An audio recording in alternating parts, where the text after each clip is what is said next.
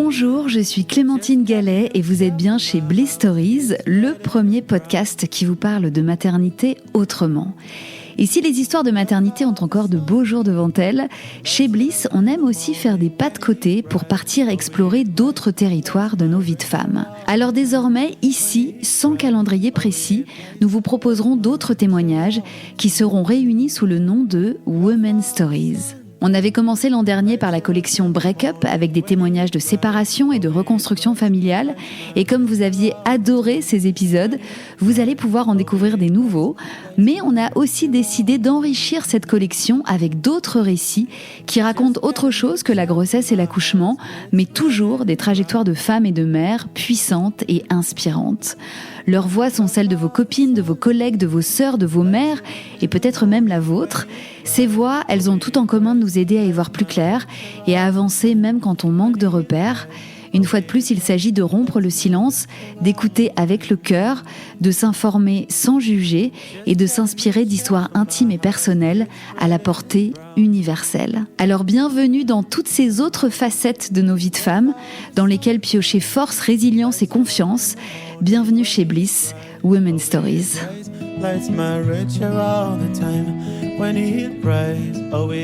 En France, l'alcoolisme cause chaque année la mort de 49 000 personnes. En cherchant des chiffres sur l'alcoolisme, c'est celui-ci glaçant que j'ai trouvé. Mais ce chiffre ne dit pas grand-chose en réalité de la maladie. Il ne dit rien des crises, des drames, des violences que l'alcoolisme provoque. Il ne dit rien des familles, des couples et des amitiés qu'il détruit. Et il ne dit rien, surtout, du calvaire silencieux que vit l'entourage des personnes dépendantes. Sonia, elle, l'alcoolisme, elle l'a vu de très près chez Nico, le père de ses enfants. Elle savait bien sûr qu'il avait tendance à aimer faire la fête et à picoler pas mal. Mais le jour où elle a découvert qu'il avait descendu une demi-bouteille de whisky en quelques minutes, tout seul, elle a compris. Compris qu'il y avait un problème, un vrai, qu'il allait falloir se relever les manches pour combattre ensemble ce fléau et surtout qu'il allait falloir faire vite. D'autant plus vite qu'elle était alors enceinte de jumeaux qui arriveraient quelques mois plus tard et à qui elle voulait offrir évidemment une vie de famille sereine. Malheureusement, l'alcoolisme de Nico a été plus fort que tous leurs efforts et Sonia a assisté impuissante à la dégringolade de son conjoint, de son couple et de ses rêves de famille unis et heureuses. Dans cet épisode, Sonia m'a raconté son histoire d'amour avec Nico, les fêtes, les projets communs, et puis les scènes surréalistes et effrayantes qu'elle a vécues lorsqu'il était ivre, ou pire, en crise de manque. Elle m'a dit aussi les mécanismes de codépendance qui se sont mis en place chez elle, l'hypervigilance, le besoin de contrôler la consommation de son mari, jusqu'à l'obsession, jusqu'à s'oublier totalement. Sonia a finalement réussi à quitter cet homme qu'elle avait tant aimé quand la situation a vraiment dégénéré et qu'elle a commencé à craindre pour sa sécurité et celle de leurs 2 enfants. C'est donc avec ce recul qu'elle témoigne aujourd'hui avec une justesse et une lucidité impressionnantes. Cet épisode, c'est l'histoire d'un couple en apparence comme les autres, joyeux, amoureux, libre, qui a été percuté de plein fouet par l'alcool et ses ravages. Et parce que cette histoire n'arrive pas qu'aux autres, la parole de Sonia est précieuse et très courageuse. Vous l'avez compris, cet épisode parle de l'alcoolisme et des dégâts multiples qu'il peut causer. Si le sujet est sensible pour vous, il est préférable de l'écouter dans les meilleures conditions possibles. Merci beaucoup.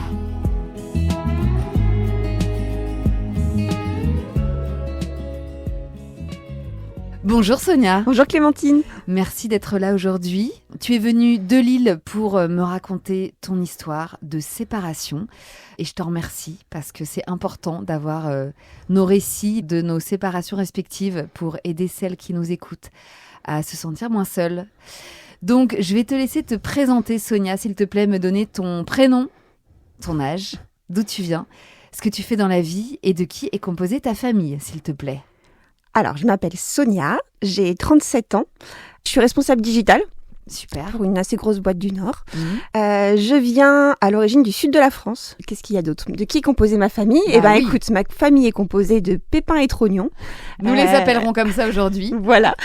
Qui sont des jumeaux, garçon-fille, qui ont 6 ans et demi.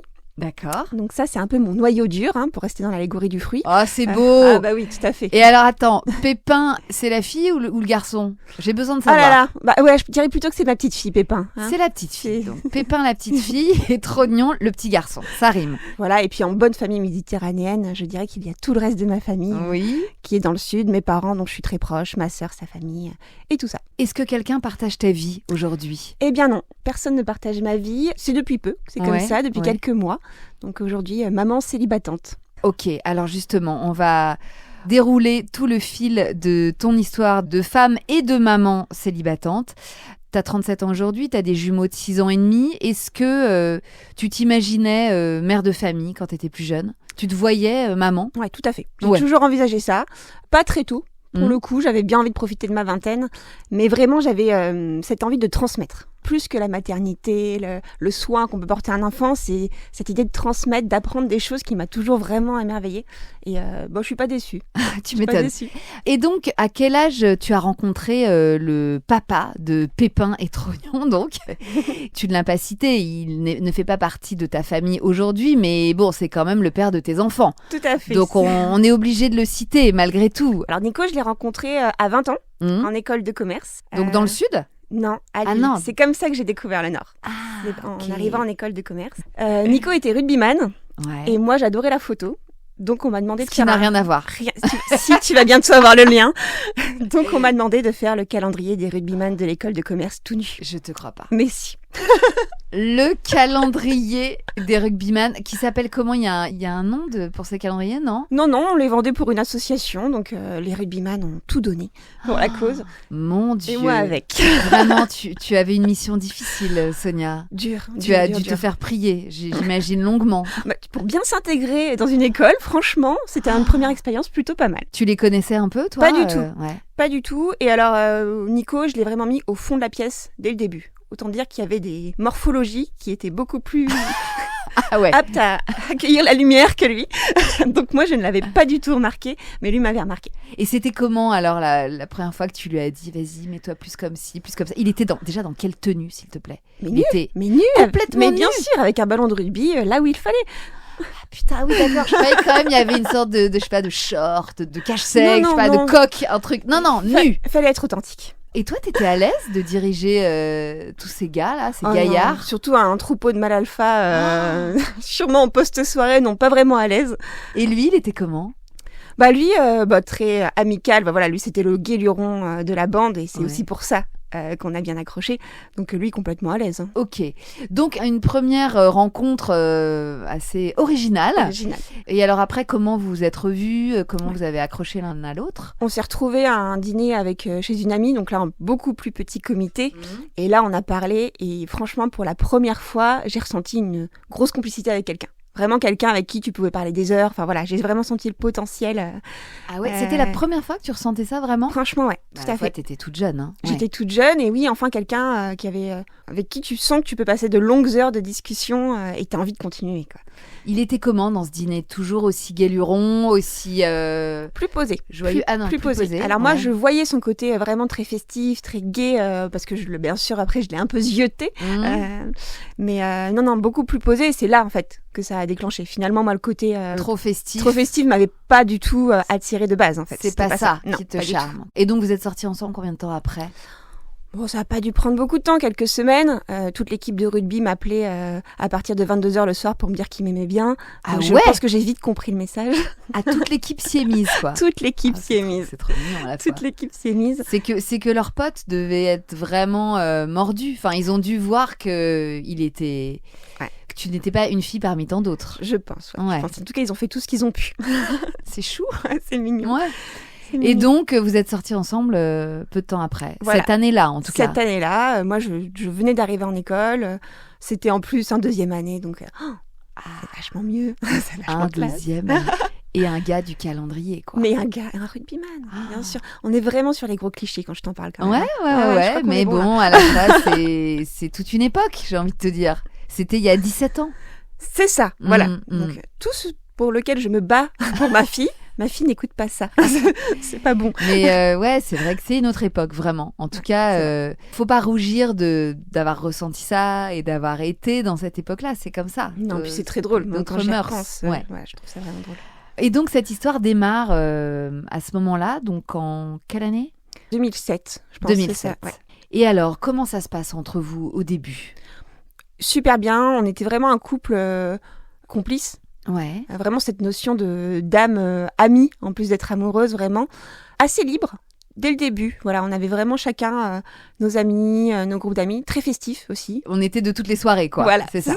C'est ça. Et alors, est-ce que vous êtes devenus un couple solide ? Complètement, parce qu'on n'était pas ce genre de couple où ça dragouille, ou voilà, ces personnes-là qui ont envie de séduire, nous on n'était pas du tout dans ce style-là. Vraiment un couple bon vivant, pas prise de tête, voilà. Je pense que jamais on nous a entendu nous disputer ou des choses comme ça. C'était un couple évident, tu vois. Je pense que vraiment on était un peu vus comme ça. Ah ouais. Là où il y en a plein qui se sont mis en couple plutôt vers la fin de l'école, en sentant que voilà, ça allait se terminer, nous dès le début, et pas beaucoup de remise en question pendant ces 3-4 années d'école de commerce pour le coup. Donc vous arriviez très bien à gérer la partie bande de potes et votre couple en fait. Ouais. Et quand tu dis que personne vous entendait vous disputer, c'est parce que vous ne vous disputiez pas vraiment ? Les seuls motifs de dispute qu'on a eu pendant très longtemps, c'était l'alcool. Ah oui, dès le début. Dès le début, de son côté, il y avait quand même des abus. C'était quelqu'un qui avait beaucoup d'amis. Là où moi, j'avais 1 ou 2 bandes d'amis, lui, il en avait 4-5, il était de toutes les soirées, tout le monde le voulait, tout le monde l'aimait beaucoup. C'était quelqu'un de très charismatique et très intelligent aussi. Mmh. Et du coup, bah voilà, il y avait beaucoup de sorties et souvent, c'était quand même celui qui finissait le plus bourré de la soirée. Et ça crispait beaucoup dès le démarrage, sans pour autant mettre des mots sur ce qui se passait, tu vois. Il y avait vraiment l'effet de groupe qui anesthésiait un peu tout ça, mais en tout cas, nous, nos disputes tournaient quasiment toujours autour de ça. Toi, quel était ton rapport à l'alcool à cette époque-là ? Parce qu'à 20 ans, on commence à picoler pas mal, effectivement, surtout s'il y a beaucoup de soirées. Toi, t'arrivais à te mettre des limites ou il y avait certains soirs où tu lâchais complètement la rampe ? À l'époque, je t'aurais dit que je me contrôlais. Avec le recul, non. J'avais un comportement à risque, mais tout le monde avait un comportement à risque. C'est bien ça le problème, c'est qu'il y en a qui basculent, d'autres qui ne basculent pas. J'ai jamais eu d'état vraiment où j'ai perdu la réalité, le contrôle. Voilà, ça, j'arrivais toujours à être vraiment en conscience de ce que j'étais en train de faire. Par contre, oui, j'ai abusé sur l'alcool. Enfin, je veux dire, c'était des sorties quasiment tous les soirs. C'était à l'époque, on faisait des open bars. C'était pas encore interdit, donc t'imagines un peu l'état des promos quand elles sortaient de là. Donc oui. Et les quantités d'alcool ingérées, quoi. Complètement. Et il y avait même un bar dans l'école. Ah ouais, t'imagines ? C'est inimaginable maintenant. Donc effectivement, c'était la porte ouverte à des états d'ébriété avancés. Complètement. Et le fait que tout le monde plus ou moins était là-dedans, t'enlève toute possibilité de sortir un peu de l'eau, la tête de l'eau et de te dire... Ok, et donc Nico, il était connu pour ça, pour être le gars qui finissait les soirées en gros. Ouais, et très drôle. C'est ça en fait qui faisait que... Il avait l'alcool festif. Et très, un humour et assez joyeux. fin. Ouais. Donc c'était pas le gros lourd qui emmerdait tout le monde à la fin de la soirée et qu'on devait raccompagner pour se coucher. Non, c'était plutôt le pote que tout le monde voulait avoir, tu vois. Et alors, est-ce qu'il tenait l'alcool ? Je veux dire, est-ce qu'il avait une bonne résistance ou alors est-ce qu'il finissait échoué par terre ou dans un canapé dans un coin du bar ? Il tenait, parce qu'il tenait jusqu'à la fin. Par contre, lui, ce qu'il cherchait, c'était la perte vraiment de conscience, en fait. Il allait, lui, jusque-là. Donc, les blackouts, des choses comme ça, c'était des choses qui arrivaient relativement souvent. Et qui, du coup, cristallisent beaucoup de disputes, en fait, parce que finalement, le lendemain, tu te disputes sur un truc dont il y en a un qui ne se rappelle pas, en fait. Et alors, concrètement, si tu te rappelles d'une soirée un peu typique de cette époque-là, comment ça se passait entre vous dans la soirée ? Donc, on arrivait ensemble, on faisait une partie de la soirée ensemble, et c'est vrai que c'était assez courant qu'on ne rentre pas ensemble. Soit parce que lui commençait à vriller assez rapidement et rentrer, soit c'est moi parce que moi je pensais avoir fait le tour de la soirée et on se retrouverait plus tard. On avait un gros niveau de confiance malgré tout l'un pour l'autre, donc il n'y avait pas d'inquiétude, si ce n'est pour sa sécurité quand il entrait dans des états pas possibles, quoi. Mais j'avais pas de peur de tromperie, de choses comme ça. Et puis comme tous les copains étaient comme ça et toutes mes copines étaient comme ça, voilà, c'est juste un jour t'as en plus envie, un jour t'as moins envie. Là il allait un peu trop fort, vas-y rentre et on se retrouve après. Vous n'habitiez pas ensemble ? Non. D'accord. Et alors toi, pendant la soirée, est-ce que tu essayais de le stopper? Est-ce que tu lui faisais des remarques? Les remarques, souvent, c'était au moment de partir où je lui disais là, on arrête. Et souvent, oui, il y avait des noms. Il y avait des noms et c'est là que les disputes pouvaient arriver. Mais sinon, non, j'étais pas du tout... Et maintenant, avec le recul, peut-être que je le regrette, et sûrement oui. Mais non, j'étais pas du tout dans une démarche de contrôle de sa consommation. Pas du tout. Ouais, ni de reproche, vraiment. Pas si la soirée se déroulait normalement, c'est-à-dire sans perte de connaissance. Ouais, vois. d'accord. Si on rentrait ensemble et qu'on avait bien profité, bah, ça m'allait très bien. Même s'il avait bu beaucoup plus que la moyenne des gens, ça, je m'en rendais pas trop compte, en fait. Est-ce que tu avais l'impression que c'était la seule façon, peut-être, de le garder? Et que si tu lui faisais trop de remarques, ça n'allait plus être possible. Est-ce que tu avais un peu l'impression que c'était à prendre ou à laisser? Ouais, complètement. Dès le départ? Complètement. Et alors, c'était même pas... C'était vraiment de me dire, il faut que je participe à sa vie sociale festive pour être avec lui, quoi. Pour qu'on ait une complicité. Et j'avais beaucoup d'admiration pour lui. J'étais fière d'être avec lui. Vraiment. Et je pense que je me suis aussi adaptée. Beaucoup. Et oui, t'as fait des concessions. Ouais. C'était le début des concessions. C'était le début, ouais. Et alors les lendemains, c'était comment? Donc il se souvenait de la moitié de la soirée, en gros, c'est ça? Ouais, il se souvenait de la moitié de la soirée. Moi, souvent, j'avais des occupations aussi pour moi. J'allais faire du sport, j'allais au marché avec des copines, j'allais faire des choses et je le laissais et on se retrouvait une fois que lui allait mieux. Pour le coup, il n'était pas du genre, par contre, le lendemain, à rester, à rien faire parce qu'il n'était pas bien de la veille, quoi. Donc, à partir du moment où il avait son quota d'heures de sommeil, on était bien. Et c'est vrai moi, je passais l'éponge. Ouais. Et puis, c'était reparti le soir pour une autre soirée, et rebelote, c'est ça? Voilà, c'était ça. Ouais. C'était ça. Est-ce que tu te souviens que vous en parliez de la consommation d'alcool des uns et des autres, entre copines, ou peut-être même avec certains de ses potes? Est-ce que c'était un sujet? Il y avait un sujet pour certains qui commençaient déjà, au moment de l'école de commerce, à passer du mauvais côté de la barrière. On les voyait, ils buvaient une bière le matin. C'est bizarre quand même. Ah ouais. Donc, on parlait beaucoup d'eux, mais je pense qu'on parlait d'eux pour cacher nous où on en était, en fait, je pense. Tu vois, on cristallisait vraiment là-dessus. Et tu vois, ces personnes-là, aujourd'hui, elles vont bien. Elles sont pas tombées. Elles sont pas tombées, même si elles ont eu un comportement, je vais dire, pire qu'à risque, en fait. Parce que si tu picoles le matin pour te remettre de la soirée, c'est qu'il y a un problème. C'est pas pour autant qu'on tombe dans l'alcoolisme. C'est un peu la partie un peu injuste de ce jeu, c'est que tu peux avoir le même comportement déviant, mais il y en a qui y vont, il y en a qui y vont pas. C'est dû à quoi, tu penses? Alors, il y a pas que la substance, il y a aussi des facteurs un peu psychologiques. Nico, il avait été malade quand il était petit. Il avait eu un cancer. Il y avait un mal-être de ce côté-là qui n'avait pas été soigné. À quel âge il avait été malade? Vers 10 ans. D'accord. Ouais. Et donc, il avait fait de la chimio, il avait été hospitalisé. Tout à fait. Donc, il avait ce trauma, en fait, de la maladie enfant. Il avait ça. Ses parents avaient vraiment fait le job jusqu'au bout. L'avaient incité à aller voir des psychologues, des choses comme ça. Et il n'avait pas envie. Il n'avait pas du tout été suivi. Les parents l'ont respecté. Et je ne juge pas, je ne sais pas ce que j'aurais fait à leur place. Mais il y avait quand même ce gros bagage qui ne parlait pas pour le moment, mais qui était là. C'était un cancer de quoi? Du sang. Une leucémie. Ouais. Ah oui, il avait une leucémie à 10 ans. Quoi. Ouais, donc c'est pas rien. C'est pas rien. Et ça, il t'en parlait? Tu sentais que c'était quelque chose qui était sous-jacent? Alors, il me parlait du fait qu'il avait peur de la mort. Ça, c'est des choses qu'il m'avait déjà dit. Mais, alors, à tort, peut-être, je banalisais un peu cette préoccupation que beaucoup d'entre nous ont. Et alors, il m'avait dit une fois quelque chose, des années plus tard, qui m'avait vraiment perturbée. Il m'avait dit qu'il avait l'impression de jouer un jeu avec tout le monde. Et en fait, entre-temps, il a été diagnostiqué HPI, avec le recul, quand il a été pris en charge, on va en parler plus tard, mais voilà. Donc, il y avait aussi un fond HPI. D'accord. Sur le sujet. Mais déjà, dès le début de votre histoire, en fait, tu savais qu'il y avait des dossiers pas réglés, quoi. Je savais qu'il y avait des dossiers, mais moi, je le trouvais... il était tellement sûr de lui que pour moi, il était solide. Ok, donc les années école de commerce ont continué. Combien de temps vous êtes restés ensemble 4 ans. Étudiants? 4 ans. Ouais, 4 ans. D'accord. Et alors après? Après, on s'installait ensemble. Votre couple a tenu déjà pendant... ce qui est rare. C'est vrai, en école de commerce, c'est rare. C'est rare, le couple a tenu, on a trouvé un job, on était bien dans le Nord, et du coup, on s'est installés ensemble. Est-ce que vous parliez du futur, déjà, à l'époque? Est-ce que vous vous projetiez ensemble? Ouais. Ouais. ça a Alors, été- c'était quoi vos projets? C'était facile. Nos projets, c'était une maison. On avait envie de ça. C'était des projets à long terme. Mhm. Et par contre, quand on a commencé à bosser, on a quand même gardé un rythme de vie de jeune actif, limite étudiant quand même. Ah ouais. On s'est pas calmé pour autant. On a bien profité. En fait, on était dans le même contexte et en plus maintenant on avait de l'argent. Donc Bah, autant te dire bien que sûr. tu rajoutes juste des week-ends à l'étranger et des voyages et c'est bon, quoi. C'est encore mieux.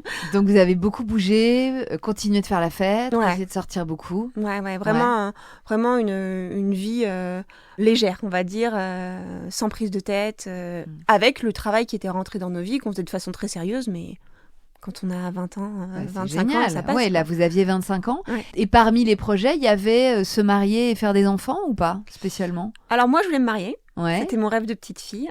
Les enfants, oui. C'était commun. Lui, il adorait les enfants aussi. Donc voilà, c'était juste pas tout de suite. Mhm. Au début, c'est limite moi qui poussais et lui qui disait non, on attend, on profite. Et je pense qu'il a eu raison, hein, pour le coup. Et alors, pendant ces années post-étudiantes, vous continuiez d'avoir voilà, cette vie festive et vos comportements respectifs restaient les mêmes? Alors non, moi, il y a un moment, ça a décroché. Il y a un moment, on a bougé sur Paris aussi. C'est vrai qu'en arrivant à Paris, là où on voit moins facilement les gens, on se retrouve dans des bars, mais voilà, les temps de trajet sont allongés. Voilà, tout est moins simple que quand tu es en province. Moi, j'ai commencé à avoir envie d'autre chose. Donc je me suis mis Tu veux dire d'autres types de soirées? d'autres types d'occupations aussi. Ah, d'occupation. Donc tu ouais. vois, je me suis investie dans une association dans laquelle j'allais un week-end sur 2. On voyageait plus aussi parce que forcément c'est beaucoup plus simple de partir. Moi j'ai commencé à avoir envie d'autre chose. Et je sens que lui, non. Pas trop non. Pas trop non. Non. Donc lui, c'était quoi ses occupations? Le boulot et le bar le soir? Ouais. Avec le recul, je me rendais compte que le week-end était ses prévisions de week-end étaient calées sur le nombre de soirées qu'il allait faire. Si je dis on va revoir tes parents ce week-end, ah mais il faut que je fasse une soirée vendredi soir, on partira samedi matin.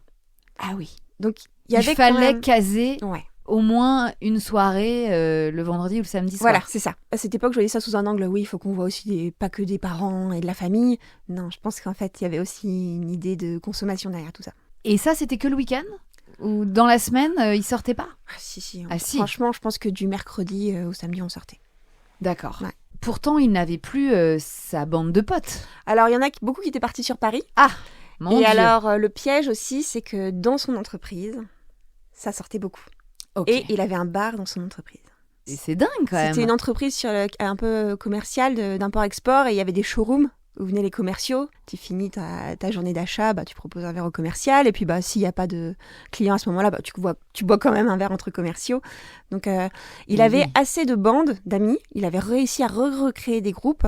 Il les voyait pas toujours les mêmes, mais ça se succédait tout le temps, du mercredi au samedi. Donc c'était le roi de l'afterwork, quoi. Exactement. Il allait toujours aussi loin, justement, dans sa consommation d'alcool que pendant ses années étudiantes? Ouais, je te dirais que oui. C'était moins sur la durée, parce que forcément, c'est pas des nuits entières, Ouais. mais en termes de rythme et d'atteinte d'état, on était quand même sur la même recherche Ouais.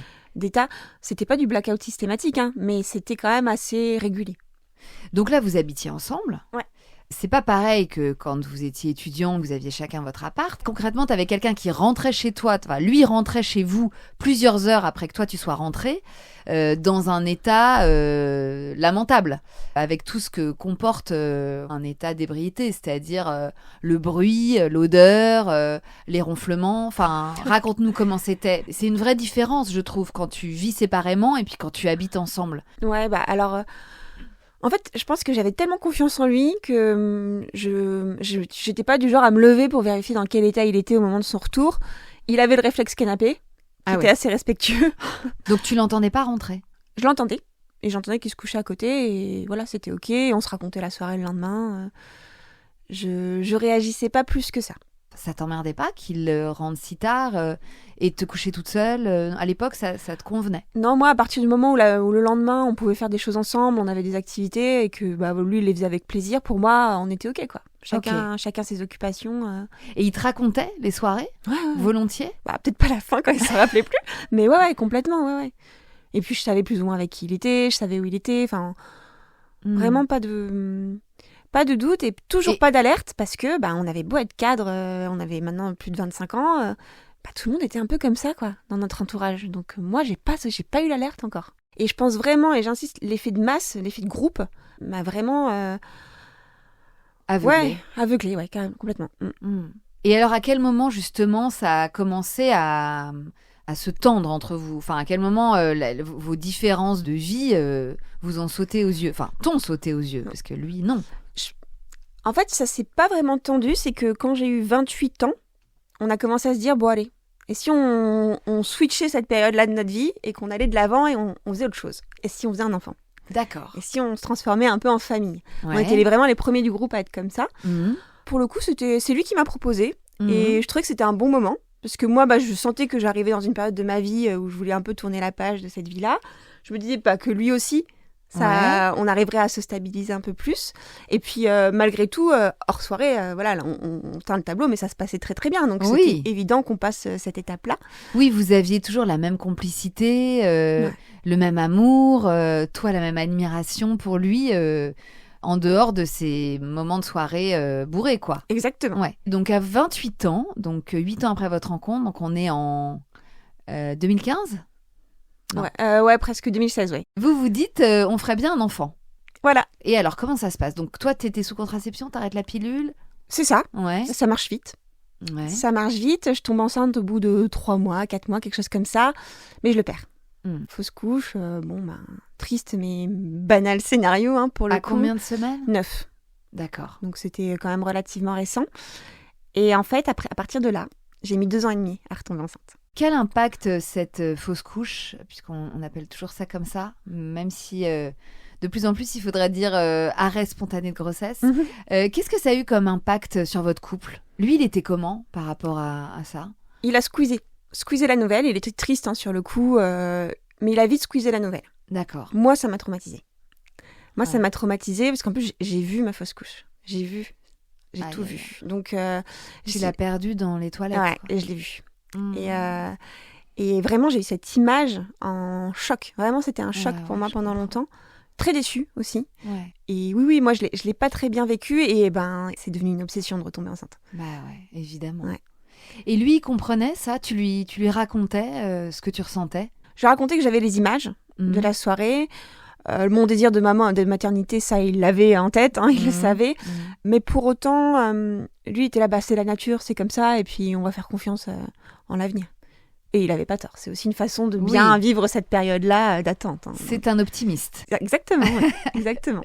Je suis aussi un peu de nature, donc malgré le traumatisme, j'étais un peu dans ce mood-là moi aussi. Donc, comment ça s'est passé? Tu as été voir des médecins pour t'aider J'ai attendu 1 an en me disant si ça a marché une fois, c'est que ça marche. Donc, ne paniquons pas, on continue notre vie telle qu'elle était. Au bout d'1 an, je me suis dit, bon, là, il va peut-être falloir que je commence à aller voir quelqu'un. Donc, j'ai été prise en charge. Comment ça s'est passé entre vous pendant cette année-là? Est-ce que vous avez gardé votre complicité, cet optimisme? Alors, on était toujours complices et optimistes. Par contre, c'est là aussi où moi, j'ai commencé vraiment drastiquement à changer de rythme de vie.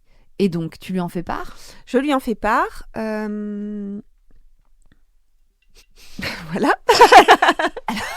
Ok. Le silence qui parle de lui-même. Ça veut dire qu'il n'a pas forcément adhéré à ton envie de changement. En fait, cette période-là, tu peux l'avoir à double tranchant. T'as celles qui se rangent pour mieux se préparer, et t'as ceux qui se disent moi j'ai profité pour les dernières années parce qu'après je vais me ranger. Bien sûr. Donc je pense que c'était là. On avait tous les deux conscience de l'échéance qui pouvait potentiellement arriver bientôt. On a tous les deux vécu la chose de façon différente. Donc lui, il était en mode de toute façon un jour on aura un enfant, donc j'ai envie de profiter à fond. Oui, c'est ça. En fait, c'était constant. Lui, il a pas changé pour autant. Il a pas changé. Non. Alors que toi, t'as vachement réduit les sorties. Ouais. Ok. Que te disaient les médecins? Est-ce que t'as enquêté un petit peu? Ouais, j'ai enquêté. Donc, c'était un SOPK. Ok, donc syndrome des ovaires polykystiques. Ouais. Parce qu'en plus de faire une fausse couche, à partir de ma fausse couche, j'ai commencé à avoir de l'acné. Chose que je n'avais jamais eu avant. Ouais. J'avais des signaux. Et effectivement, suite à des radios, des échos, on a vu qu'effectivement, j'avais des grappes de follicules sur les ovaires. Et donc, c'est le syndrome des ovaires polykystiques qui peut entraîner un retard dans la procréation, mais qui pour autant ne te rend pas stérile. En tout cas, c'était une des pistes avancées. Ouais. Et mis à part ce petit déséquilibre vraiment minime hormonal, pour eux, c'était inexpliqué. C'était inexpliqué. Ouais. D'accord. Et donc, est-ce que pour autant, les médecins t'ont proposé de rentrer dans un protocole de PMA? Ouais, très rapidement. Vu que j'ai consulté, ça faisait 1 an et demi qu'on essayait. Très rapidement, ils m'ont proposé des stimulations. Ouais. Et alors ça, c'était comment, justement, quand tu ramènes la PMA au sein du couple? C'est pas rien. Comment ça s'est passé pour vous? Ça s'est pas bien passé en fait. Ça s'est pas bien passé. Moi, je lui ai dit, écoute, j'ai appelé l'hôpital, je leur ai expliqué, j'avais besoin d'un suivi gynéco. Au moment de prendre la prise de rendez-vous, je leur explique que je suis qu'on est en essai bébé depuis 1 an. Et c'est la secrétaire médicale qui me dit, madame, je pense que je vais vous prendre rendez-vous avec une gynécologue plutôt côté PMA. Et j'ai dit, d'accord. Et oui. Donc, j'ai la date de rendez-vous et je lui en parle. Et je lui explique vraiment ces termes-là. Et je lui demande de m'accompagner, forcément. Ouais. À cette époque, vous êtes toujours à Paris? Ouais, on est toujours à Paris. On est toujours à Paris. Et en fait, il m'accompagne à ce premier rendez-vous. Et il pousse la porte du bureau. Et il me regarde, il me fait, mais on est en PMA, là? Je dis, bah oui. Il me fait, mais tu m'avais pas dit. J'ai fait, mais si, je te l'avais dit. Et là, j'ai senti un choc. Vraiment un choc, quoi. Pour lui, en fait, il avait vraiment un problème avec l'univers médical, qui, je pense, datait depuis il y a plusieurs années. Ouais. Et déjà, le fait que je l'amène dans une consultation en hôpital, ça lui a pas plu. Et je pense que, voilà, le fait d'amener de la médecine dans tout ça, ça lui a vraiment pas plu. Donc, ce premier rendez-vous en PMA était légèrement tendu. Et lui se sentait un peu pris au piège, quoi. Et alors, quand vous êtes rentré chez vous, suite à ce rendez-vous, qu'est-ce que vous aviez appris? Je pense qu'on a eu cette discussion en lui disant que moi, j'avais envie d'accélérer. Et en fait, ce qui l'avait aussi un peu rassuré, c'est que le médecin a donné un peu tous les steps de PMA. Lui, ce qui lui faisait peur, surtout, c'est tout ce qui était FIV, en fait. Le côté stimulation hormonale, ça ne me touchait que moi. Ça laissait quand même un petit peu de naturel dans le phénomène de procréation. Donc, oui. Je pense que ça l'avait un peu rassuré de savoir qu'il y avait des steps intermédiaires jusqu'à la FIV, où là, vraiment, effectivement, on pousse un peu la nature, quoi. Ouais. Et donc, c'est ce qui s'est passé, c'est ce que le médecin vous a proposé, d'abord stimulation avant la FIV? Exactement. Donc, on est rentré dans cette phase-là. Et c'est là que le red flag est arrivé, c'est qu'en fait, je me suis rendu compte que tout ce processus d'hyperstimulation, ça te demande d'aller à l'hôpital pour faire des échographies, voir si tu peux injecter, voir si ça a fonctionné. Ce suivi médical, en fait, je l'ai fait toute seule. Du début à la fin, j'arrivais devant la porte de l'hôpital à 7h, seule, pour être sûre que mon employeur aussi ne s'en rende pas compte. Et à aucun moment, je lui avais proposé, mais à aucun moment, il m'a accompagnée dans la démarche.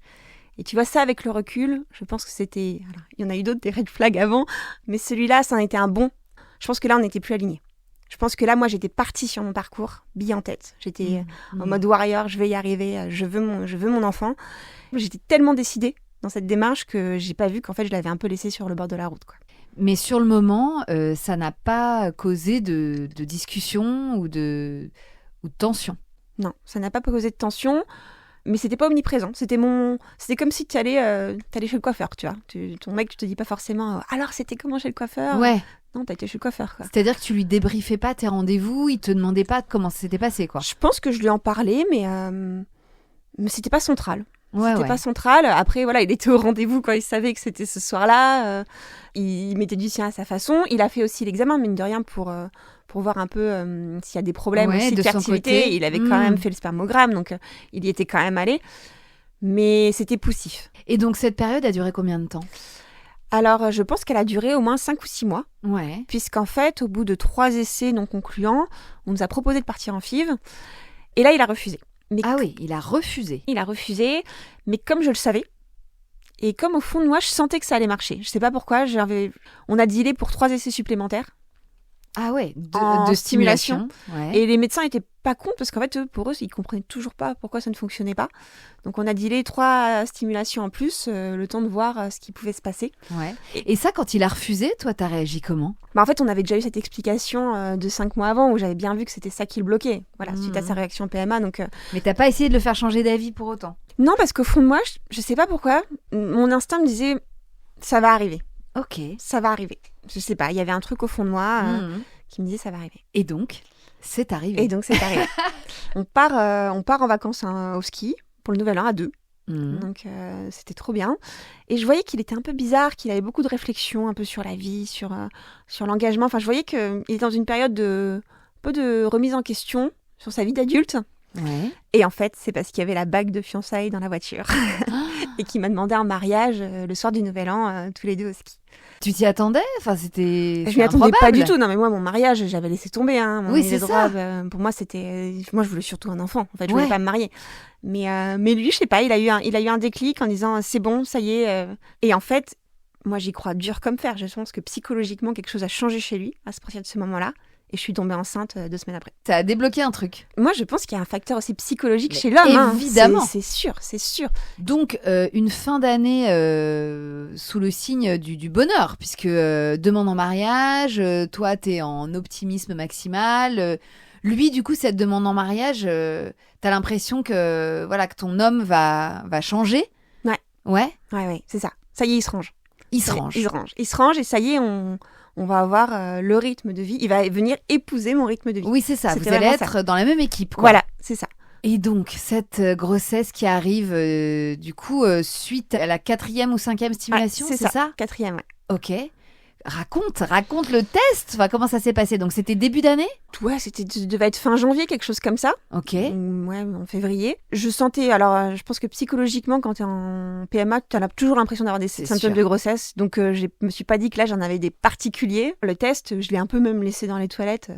À chaque fois que j'entendais ça dans ton émission, je me suis dit, ouais, non, tu laisses pas un test dans les toilettes comme ça. En mode, j'y crois pas. Mais si, en fait, au bout d'un moment, tu le fais. Oui, quand on a fait 50, ouais. Complètement. Et bah là, crise de nerfs. Enfin, c'était même pas des larmes de bonheur. C'était vraiment dingue. J'imagine ton état. C'était plutôt pas mal. Comment tu lui as annoncé? C'était nul. J'avais tout préparé. Sauf que pourquoi il rentre, il va jeter un truc à la poubelle et il a vu le paquet du test. Ah! C'était nul.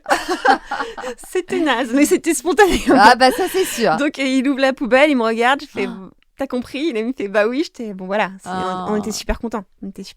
Et alors est-ce que tu as vu un changement chez Nico entre justement la demande en mariage et déjà le test de grossesse? Là, il s'était passé 1 mois, 1 mois et demi, vous étiez rentrés de vos vacances. Est-ce que déjà tu as vu qu'il avait mis à exécution son espèce d'envie de changement? Ouais, ça y est. Il sortait moins? Il sortait. Alors. Là, moins tard, disons. Ouais, moins tard. Moins tard. Puis en plus, on avait plein de projets. On était en train d'acheter l'appart, on préparait le déménagement, on préparait le mariage. Donc, là, la team m'est méga soudée, quoi. Enfin, voilà. Ça y est, on avait profité de notre vie de jeune adulte. Maintenant, on devenait des adultes et on le faisait à 2. C'était super, quoi. Tu devais être hyper rassurée, soulagée. Ouais, et puis j'étais contente. Je me suis dit, bah voilà, j'ai bien fait de laisser le temps au temps. Ouais. Moi, tu sais, j'ai des parents qui se sont mis en couple très, très rapidement. Et j'ai toujours senti qu'ils étaient hyper heureux d'être ensemble, mais qu'il leur avait manqué une partie de leur vie de jeune adulte. Et moi, j'étais aussi fière que on l'ait vécu. Et l'idée, c'était de garder cette légèreté tout en étant plus responsable, et notamment responsable d'un enfant. Bien sûr.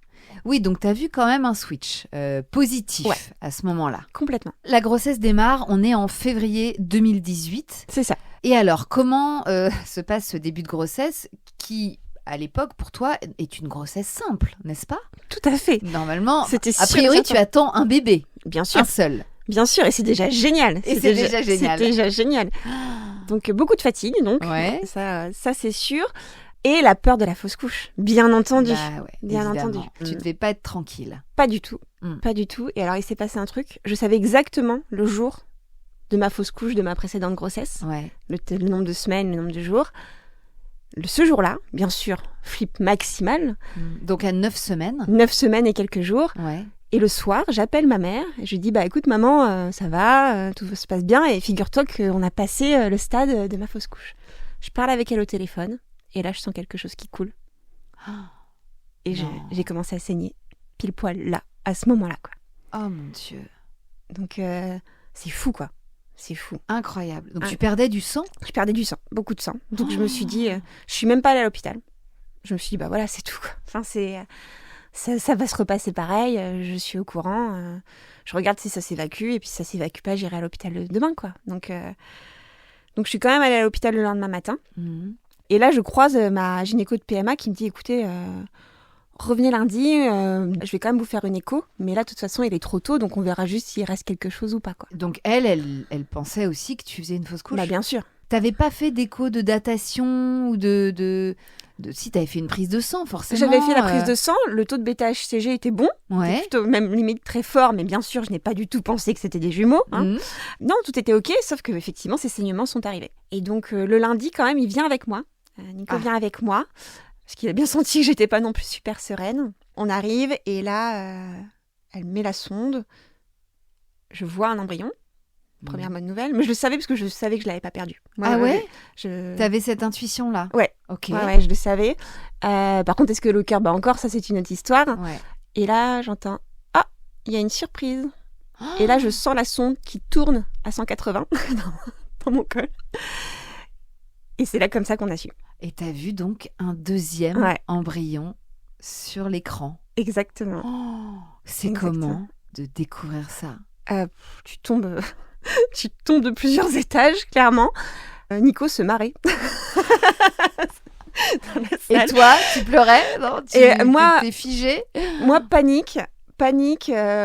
Enfin, choc, vraiment plus choc que panique. Et moi, mon premier réflexe, ça a été de dire ah oui, mais en fait, mon schéma que je me fais depuis je sais pas combien de temps, depuis que je suis petite, ça va pas se passer comme prévu. Eh oui, comme souvent. C'est clair. Si je peux me permettre. C'est clair, mais tu sais, je m'imaginais dans mon rocking chair en train d'allaiter en fusion avec mon bébé. Et non, là, j'ai vraiment vu le travail en série, les lits qui s'enchaînent, les le biberons chaos. avec. Voilà, c'est ça. J'ai une image de chaos. Moi, j'étais plus dans cette démarche-là. Et Nico, il se marrait. Nico, il se marrait. Il trouvait ça génial. Il trouvait ça génial. Et toi, il y avait comme une partie de toi qui était en maxi joie aussi ou pas tout de suite? Alors, ça n'a pas duré longtemps parce qu'en plus, dès la fin de la consultation, on nous a dit que ça va être une grossesse à risque. En plus, moi, j'ai pas forcément, ils me l'ont dit, j'ai pas forcément la morphologie pour porter des jumeaux. Donc, on m'a de suite parlé que ça allait être un gros suivi, beaucoup plus que d'habitude, qu'il y avait des risques d'accouchement prématuré. Enfin, pourquoi t'as pas la morphologie? C'est ce qu'on m'a dit. Je ne sais pas. Tu verras après, ça s'est c'est très bien passé. Mais des conneries, pardon, mais enfin. C'est ce que le médecin m'a dit. Il m'a dit voilà, attendez-vous à une grossesse assez atypique. Donc, Ok, comment bien démarrer une grossesse? Et surtout, vraiment, allez-y avec le sourire. Donc, vous sortez de là mitigé, avec un mélange de sentiments, non? Heureux. Ah, quand même heureux. Quand même heureux. Et moi, le suivi de grossesse, j'étais tellement apeurée, moi, de toutes les complications de par mon histoire, que médicaliser le suivi de grossesse, why not, quoi. Et donc, toi, tu démarres cette grossesse dans ce mood-là. Comment se passent les mois qui suivent? Alors déjà, ça a démarré par un arrêt, parce que mine de rien, ces saignements, il y avait eu un hématome. Ah oui. Moi, à cette époque-là, j'étais acheteuse pour les grands magasins, donc je bougeais beaucoup dans Paris la journée. Bon, voilà, il fallait que j'arrête là, il fallait que j'arrête de marcher toute la journée, et qu'il fallait que je me pose. Donc ça a commencé par un arrêt, mais ça m'a permis vraiment de profiter de l'instant, quoi. Enfin, ça y est, enfin, c'était arrivé. Donc, mon Dieu, tu devais être sur ton petit nuage. Mais en plus, j'étais en train de préparer mon mariage. Oui, parce que là, on était en mars, printemps 2018, et vous étiez censé vous marier l'été? Alors, on a fait un mariage civil un an avant, parce que on avait envie que nos enfants naissent avec un nom de famille, avec un livret de famille. D'accord. Donc, on s'est dit mariage civil entre potes, avec les familles proches et des potes proches rapidement, pour après faire le gros mariage religieux, en bonne et due forme, dans le sud. Avec les enfants qui seraient nés, quoi. Ouais, exactement. D'accord. Et on trouvait ça génial d'avoir nos enfants à côté de nous pour se marier. Même tout bébé, c'est pas grave. Ah oui, oui. Et alors, comment ça s'est passé pour Nico? Quelle attitude il avait envers toi, envers cette nouvelle vie qui vous attendait là? Alors, très protecteur. Très protecteur. Il se transformait vraiment en chef de meute, tu sais. Ouais. Donc, très protecteur. Par contre, il y a eu une accélération du phénomène de... faut que je profite avant que ça s'arrête. Ah. C'est la raison invoquée. Au fond, maintenant je le sais, non. Là, il y a eu un choc. Il y a vraiment eu un choc qui s'est passé avec cette annonce de grossesse. Ce qu'il m'a dit après coup, c'est qu'en fait, au moment où il a voulu ralentir drastiquement pour rester avec moi, il s'est rendu compte qu'il n'arrivait plus à ralentir. D'accord. Et ça, tu l'as vu?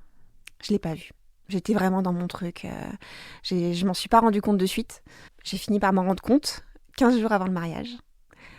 Une réunion de famille où moi j'avais dû aller chez mes parents la veille, il m'a rejoint, il arrivait dans un drôle d'état, j'avais du mal à comprendre, je comprenais pas, il avait du mal à parler, mais c'était le matin et c'est même pas venu à l'esprit que ça pouvait être de l'alcool, tu vois. Je me dis mais qu'est-ce qu'il a? Et en fait c'était un repas, en plus il y avait sa famille, donc il y avait beaucoup de monde, donc j'ai pas forcément fait gaffe. Et pendant ce repas, on lui a offert une bouteille de whisky, parce qu'il aimait bien le whisky. Ouais. Il est parti de ce repas, donc on était chacun avec nos deux voitures. Il est parti de ce repas, je l'ai suivi. Je suis arrivée 10 minutes plus tard à l'appartement, et là j'ai vu que la bouteille de whisky était vide à moitié. Oh. Ah ouais. Et là j'ai compris. C'est-à-dire? J'ai compris qu'il avait bu seul dans le delta de 10 minutes qui nous séparait.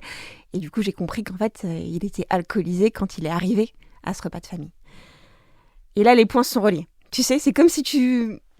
Mais oui, mais en fait, est-ce que vraiment, quand il rentre, les dernières fois où il est rentré un peu alcoolisé, est-ce qu'il était vraiment en after work ?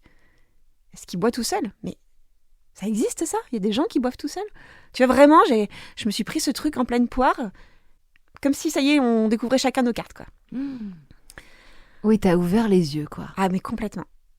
Complètement. Et je pense vraiment que cette phase d'accélération, je t'ai dit, je pense qu'il voulait profiter. Je pense qu'en fait, c'est là qu'il est tombé. Et j'étais tellement dans l'euphorie de tous mes projets et de ma grossesse que je m'en suis pas du tout rendu compte avant ce jour-là, qui est arrivé 15 jours avant notre mariage. Ok. Donc là, t'arrives chez vous, tu vois qu'il a descendu la moitié de la bouteille de whisky seul. Et alors, qu'est-ce que tu lui dis ? T'as une réaction à ce moment-là ? Ah, moi, j'ai réagi, oui, mais Ouais. j'avais pas de réponse. Ah oui, d'accord. J'avais pas de réponse, parce qu'il avait il était très alcoolisé à ce moment-là. Ouais. Et là, pour la première fois, d'un coup, je me sens seule, quoi. Je dis, mais il est 18h, qu'est-ce qui se passe, quoi ? Mais il est devant toi ? Il est devant moi. Il est devant moi, il est à gare. Ah, il n'arrive pas à Il me parle aligner deux mots. Il me parle pas, non. Ok. Il me parle pas. Donc, je me rappelle être sortie. Je suis allée marcher. J'étais à 5 mois de grossesse, j'aimais là, déjà là. Donc, je commençais déjà à être un petit peu grosse. Ouais. Je suis allée marcher. Qu'est-ce que je fais ?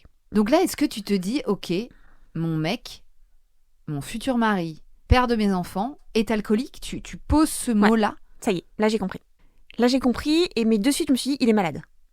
Je lui en voulais pas plus que ça. Je me suis dit, là, on a un problème. On a un problème. Ouais. Il est malade. Ouais. Qu'est-ce que je fais ? Et là, je me suis dit, on va y arriver. On va y arriver. Donc, bien sûr, je passe ma soirée à lire plein de choses, à me familiariser, en fait, avec cette pathologie, en fait, clairement. C'est quand même assez fort que tu aies tout de suite assimilé ça à une maladie. Ouais. T'aurais pu, en premier lieu, lui en vouloir. C'était, on va y arriver. Ouais. On va se marier pour le meilleur et pour le pire. Malheureusement, on commence par le pire. Mais c'est pas grave, on va y arriver. T'appelles quelqu'un ou tu restes seule avec cette nouvelle ? Je me suis dit, non, on peut pas dire ça. Là, tout se passe méga bien. On est dans un film. On a 15 jours du mariage. Je vais juste gommer ça. Je vais surtout garder ça pour moi, tu vois. D'accord. Le temps d'y voir. Néanmoins, le lendemain matin, j'ai quand même appelé ses parents. Ouais. Donc, j'étais assez proche pour leur dire ce qui se passait. Ok. J'ai pas appelé les miens, tu vois. J'ai pas voulu... j'ai voulu protéger mes parents. Par contre, j'ai appelé les siens. Et en fait, ses parents étaient au courant. Puisque le week-end d'avant, on est allé chez ses parents. Et lui l'avait aussi surpris en train de boire tout seul le dimanche matin. Ah oui, donc ils n'étaient pas plus étonnés que ça. Il l'avait appris une semaine avant moi, quoi. On a passé un week-end où il savait.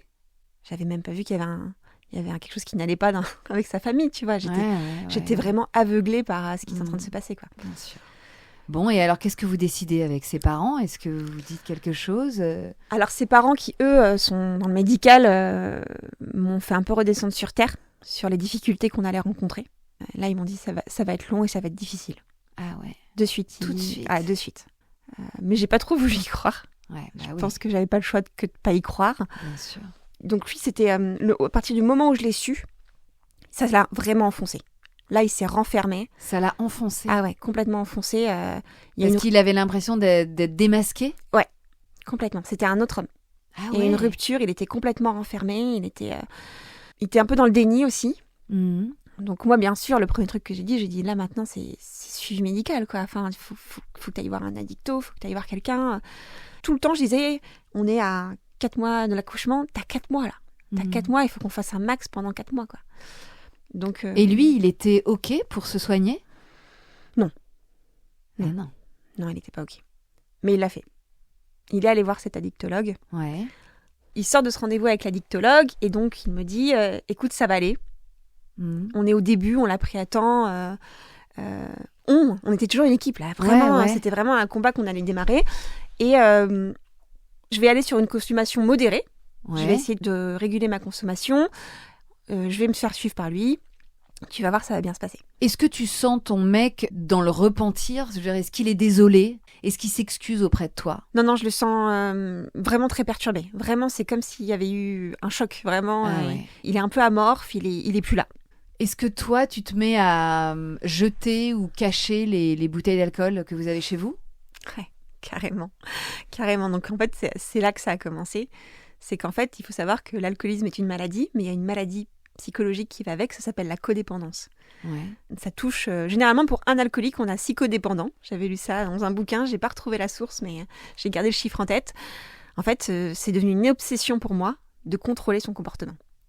D'accord. Donc, chercher les bouteilles, cacher les bouteilles, appeler des médecins, appeler d'autres médecins, chercher sur Internet ce qu'on pouvait faire, lire des forums, essayer de lui demander de rentrer à telle heure, et s'il n'est pas rentré, là, il y a un problème. J'étais dans l'over-control, parce qu'on n'avait plus que 4 mois pour que ça aille bien, en fait. Ouais, c'est ça. C'est quoi exactement un codépendant dans ces cas-là? C'est une personne tout à fait. Codépendante. C'est une personne codépendante. De la personne malade. C'est ça. Généralement, c'est l'entourage proche. Les aidants, en fait. Complètement. Mais si tu veux, je peux te donner une définition. Ah oui, vas-y. Donc, du coup, codépendant, c'est un individu qui s'est laissé affecté par le comportement d'un autre individu et qui se fait une obsession de contrôler le comportement de cette personne. Et j'étais en plein là-dedans. Tu étais devenue codépendante. Tout à fait. Tu dirais que ses parents l'étaient aussi, ses meilleurs amis, ses frères et sœurs. C'est ça. Je sais pas s'il ton conjoint, tes enfants, tes parents, tes amis. Ça impacte tout le monde. Mais carrément, ça éclabousse. C'est vraiment, il y a vraiment des grosses conséquences sociales, sachant que l'alcoolisme, on ne sait pas quoi en faire en fait. Il est partout. L'alcool est partout, il est dans la culture. On aime bien ce pote qui peut plus boire, mais on a quand même envie, nous aussi, de boire. Enfin, les gens ne savent pas quoi faire de ça. Parce que du coup, du jour au lendemain, il a arrêté de sortir. Enfin, comment ça s'est passé concrètement? Alors, il a arrêté de sortir, oui. Le problème, c'est qu'il buvait tout seul. Ou chez vous? Ouais. Il rentrait en voiture, et il picolait dans sa voiture, dans le parking. Il continue à travailler? Ouais, il continue à travailler. Donc, il y avait toujours le bar, les after-work à dispo. Ouais. Mais ça, il a arrêté? Je pourrais pas te dire s'il prenait plus qu'un verre au bureau et qu'il buvait le reste de la bouteille dans le parking. Je ne sais pas, mais en tout cas, le soir, il arrivait tous les soirs alcoolisé. Tous les soirs. Là, ça a été la descente. Et toi, du coup, tu ne voyais plus que ça, évidemment. Je ne pensais qu'à ça. Je ne pensais qu'à ça. Et lui m'avait vraiment fait la demande formelle de n'en parler à personne. Aïe, aïe, aïe. C'était notre intimité, notre problème, notre challenge. Mais il fallait pas que ça sorte. D'accord. Donc, vous étiez dans un secret total. Total. Et le mariage était 15 jours après cette découverte. Donc, on s'est mariés dans cet état-là. Ouais. Ah là là là là là. Dans le secret, dans le méga stress pour toi, la codépendance, tout ce que tu viens de dire, là, c'était le mood du mariage. Ouais, c'était le mood du mariage. Et donc, il a fallu faire bonne figure. Vous étiez en poker face maximal. Comment ça s'est passé cette journée-là? Lui était heureux, mais comme je te dis, c'était plus lui, quoi. Il n'était plus vraiment là, il n'était pas en conscience, il était... Je pense pas qu'il était alcoolisé au moment de notre mariage. Il commençait à avoir les tremblements, qui devenaient de plus en plus évidents. Alors, est-ce qu'ils étaient évidents depuis que je le savais? Ou est-ce qu'ils sont arrivés à ce moment-là? Je pense qu'il y a quand même une accélération, en tout cas, de la consommation et de la dépendance à partir du moment où il a été découvert. Tu parles de quel tremblement? Tremblements du corps entier, des vomissements, qui sont dus à quoi? Au manque. C'est le manque qui est arrivé, ça y est. Et oui. Ça y est, on y était. On y était parce qu'il essayait de réguler sa consommation. Oui, c'était quand même un signe qu'il y avait réduction. Ouais. Toi, tu connaissais ces symptômes, justement, de manque? Ouais. Ah ouais, bah oui, bien sûr. Sudation, tremblement, vomissement. Tu sens vraiment que le corps, il t'ordonne quelque chose, quoi. Vraiment. Vraiment, c'est très violent. Donc, vous vous mariez. Toi, t'es enceinte de presque 6 mois, c'est ça? Ouais. Ça reste quand même un bon souvenir, ce jour du mariage? Franchement, c'était un super moment. Ouais. Moi, au fond de moi, c'était très, très, très ambivalent, mais ça a été un beau moment. Au fond de moi, j'étais triste comme les pierres. Mais de voir ta famille heureuse, de voir tes amis, enfin, voilà, c'était un super moment. Mais oui, ça a été quand même assez... En fait, j'ai pas de souvenirs dans mon mariage. Pas beaucoup de souvenirs dans mon mariage. Je pourrais même plus te dire laquelle date c'était. C'est vrai? Ouais, je te jure. J'ai pas gardé ce mariage en tête. Ouais, t'étais un peu à côté de... J'étais un peu dissociée, moi aussi, je pense, d'une certaine façon. Ouais. Ok, et alors comment ça s'est passé jusqu'à la naissance de vos jumeaux? Il fallait agir vite parce que les bébés étaient censés arriver, 3 mois et demi après, quoi. Ouais, complètement. Alors déjà, il y a une chose que j'ai compris, c'est que j'allais accoucher seule. Que je ne pouvais pas lui demander de m'amener à la maternité, que je ne pouvais pas lui demander de m'amener à partir de là à des rendez-vous. Là, j'étais seule. Et moi, en même temps, je lui disais, mets toute ton énergie pour te soigner. Ouais. Moi, ça va aller. T'inquiète pas pour moi. Bon, à l'avant-dernière écho, je crois, on m'a gardée parce que j'avais le col qui commençait à s'ouvrir et j'étais déjà suivie en grossesse à haut risque, mais là j'étais vraiment en menace d'accouchement préma. Donc j'ai été hospitalisée pendant 2 semaines. Ok, ah oui, donc lui il s'est retrouvé tout seul pendant 2 semaines chez vous. Il avait l'opportunité de dormir avec moi. D'accord. À la maternité, sauf qu'il arrivait dans des états pas possibles.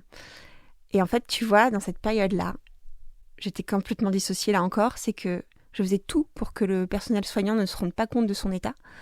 Mais au fond de moi, j'avais qu'une envie, c'était qu'on le découvre et qu'on m'aide. Ah ouais. Parce que tu l'avais toujours dit à personne. Je pense que je l'avais dit à mes parents quand même à ce moment-là. Ouais. Je l'avais dit à mes parents, mais non, notre entourage amical n'était pas au courant. Non. C'est fou. Non. Tu devais te sentir tellement seule. J'étais super seule. J'avais vraiment l'impression de porter quelque chose d'encore plus lourd que de bébé. C'était vraiment ça. Ouais. Et en fait, je rêvais qu'une sage-femme vienne vers moi et me dise « Madame, ça va ?» Mais pour autant, je suis pas allée chercher de l'aide, tu vois. Moi, je voulais garder ce schéma qui allait bientôt se concrétiser. J'y croyais dur comme fer, mais j'étais vraiment en détresse, quoi. Oui, tu te disais, c'est pas possible que mon tableau là de famille parfaite et de scénario rêvé s'effondre là, alors que On y est, quoi. on y est. On y est. Touche au but là. On y est. Et vraiment, moi, en plus, avec cette idée de te dire, bon, il va avoir un choc, il va y arriver. Voilà, il est suivi, il y a des médicaments, il y a des... Pour moi, à partir du moment où il se mettait en action, je ne concevais pas que ça ne fonctionne pas. Ouais. Que la maladie pouvait être plus forte. J'étais vraiment dans cette démarche-là guerrière, quoi. Et tant mieux d'une certaine manière. Il y avait cet espoir-là, Ouais. et puis cette confiance en lui, en la médecine.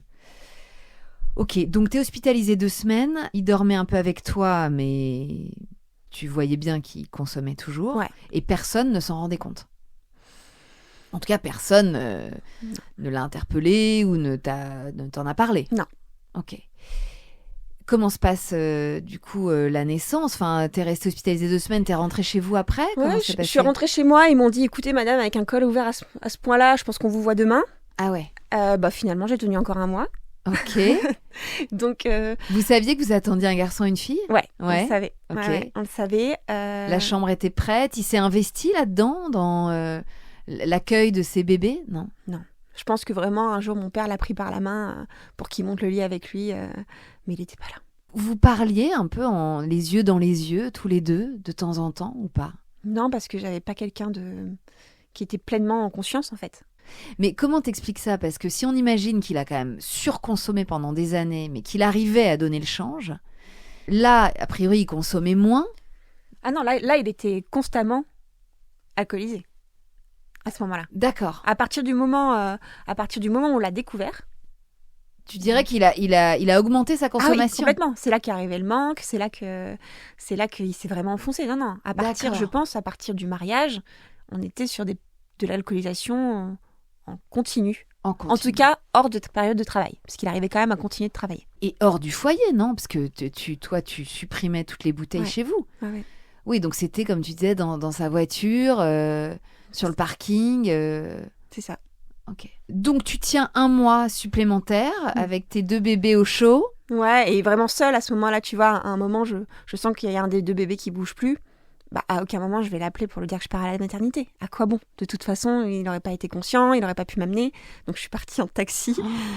Et donc, arrive la dernière échographie où le médecin me dit « Prenez votre valise avec vous, parce que c'est quand même un miracle encore qu'on se voit. » Et effectivement, je ne suis pas ressortie de l'hôpital à ce moment-là. Le col était vraiment trop ouvert. Ouais. Et on m'a dit c'est pour cette nuit. C'est pour maintenant. Donc ça, c'était finalement combien de semaines avant le terme? J'étais à terme. J'étais à 3 jours de déclenchement.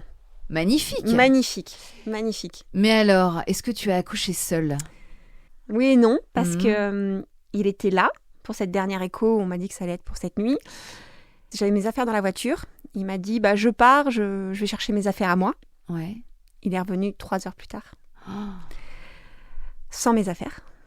Il était dans un état déplorable quand il est rentré. Moi, j'étais déjà sur le ballon avec la balançoire. Enfin, tu vois, un peu en salle de travail, quoi. Mon Dieu, vous étiez vraiment dans 2 salles, 2 ambiances, quoi. Mais complètement. Oh là là. Complètement. Et je pense que, tu sais, c'est marrant, tu me poses la question de comment on discutait. Je me rappelle même plus qu'on discutait, en fait. J'étais seule. J'étais là, j'étais dans mon tunnel, quoi. Ouais. Donc, je suis allée sur le parking chercher ma valise. Et là, c'est toi qui as été chercher Ouais. ta valise. Ouais. Ouais. Alors que j'avais le col ouvert, bien ouvert. Et là, je tombe dans la voiture sur une énorme bonbonne de whisky vide. J'ai pris la bonbonne, je l'ai explosée sur le parking de la maternité. Là, j'étais en colère, c'est arrivé. Et je l'ai regardé dans les yeux et je lui ai dit, tu vois ce moment, tu vas le regretter toute ta vie. Vraiment, j'ai eu l'impression de lui avoir jeté un sort. J'étais en colère, vraiment. Et là, je me suis dit, là, ça va rester. Bah, y avait de quoi, hein. Pardon, mais t'avais déjà Ouais. supporté beaucoup. Mm. Et donc, t'es remontée en salle de naissance? C'est pas... Comme si de Non, mais rien cette scène n'était. est surréaliste. Comme si de rien n'était. T'es genre en blouse sur le parking de la maternité, tu casses une bouteille de whisky. Enfin, Alors- on est dans un film, Attends, avant, je me suis commandé une pizza sur Uber Eats et j'ai été la chercher en bas de la mater. bien sûr. Et je suis retournée en salle de naissance. Et à ce moment-là, t'as personne à appeler pour t'accompagner, pour être là, pour te tenir la main, pour être une personne ressource à tes côtés pour la naissance de tes jumeaux? Ben non, il est là, il dort dans le fauteuil à côté, mais il est là. Mais enfin, il dort, il comate. Il comate complètement. J'avais ma meilleure amie quand même, en ligne à ce moment-là. Elle Ah. avait été mise en courant entre-temps. Donc que j'updatais un peu, j'updatais ma famille par message, mais oui, j'étais toute seule, quoi. Oh là Sur là. mon ballon toute la nuit, quoi. Et l'équipe médicale voyait ce qui se passait? Comprenait? Là encore, j'en rêvais. Ouais. Je rêvais que quelqu'un me tende la main. À un moment, elles sont passées, elles ont dit, bah monsieur, il est bien fatigué. Je pense qu'elles avaient compris. Mais tu sais, j'en étais à mettre du parfum dans la chambre pour que personne ne sente les reflux d'alcool, quoi. Ouais, d'accord. Ok. Et donc, Et donc, bah... Pépin et Trognon sont arrivés, Ouais, finalement. non sans mal, avec, Mhm. avec des petits moments de panique, de ralentissement cardiaque. Pépin et Trognon sont arrivés. Tout s'est bien passé. Ça a été quand même un moment magique, malgré tout, tu vois. En fait, je me suis concentrée sur moi. À ce moment-là, je me suis dit, ok, là, ça ne va pas. Autour de toi, c'est le chaos. Concentre-toi sur toi et ce qui est en train de se passer et ce qui est en train de te faire vivre ton corps, en fait. Vraiment, je me suis focus sur ça. Je sentais mon corps qui bougeait, je sentais qu'il se passait quelque chose. Et waouh, putain, il l'a fait, quoi. Il l'a fait, quoi. C'était fou et Malgré ce qu'on t'avait dit au début, ton corps était tout à fait capable de porter des jumeaux et de les mettre au monde. mais complètement, Sonia, hein? complètement. Bah oui. Et Nico, il était comment alors quand il a vu ces deux bébés arriver là?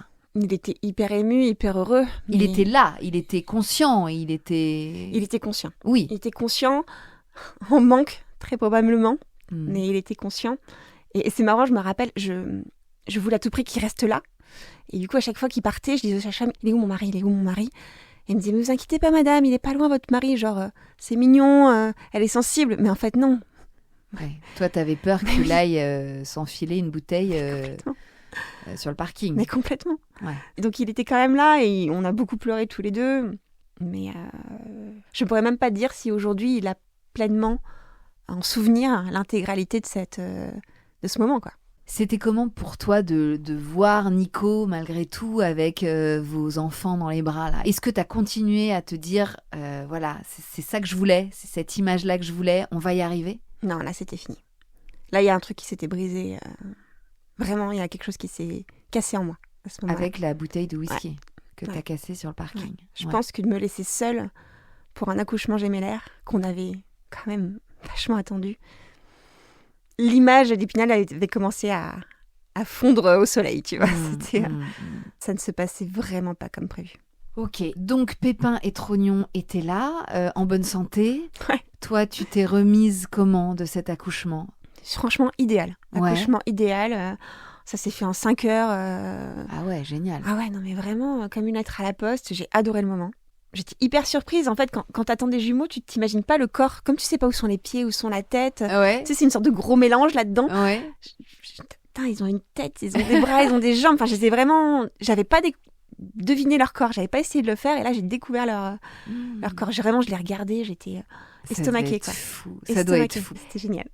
Et alors, le retour à la maison, t'étais dans quel état psychologique, toi? Tu le redoutais? Tu l'attendais avec impatience?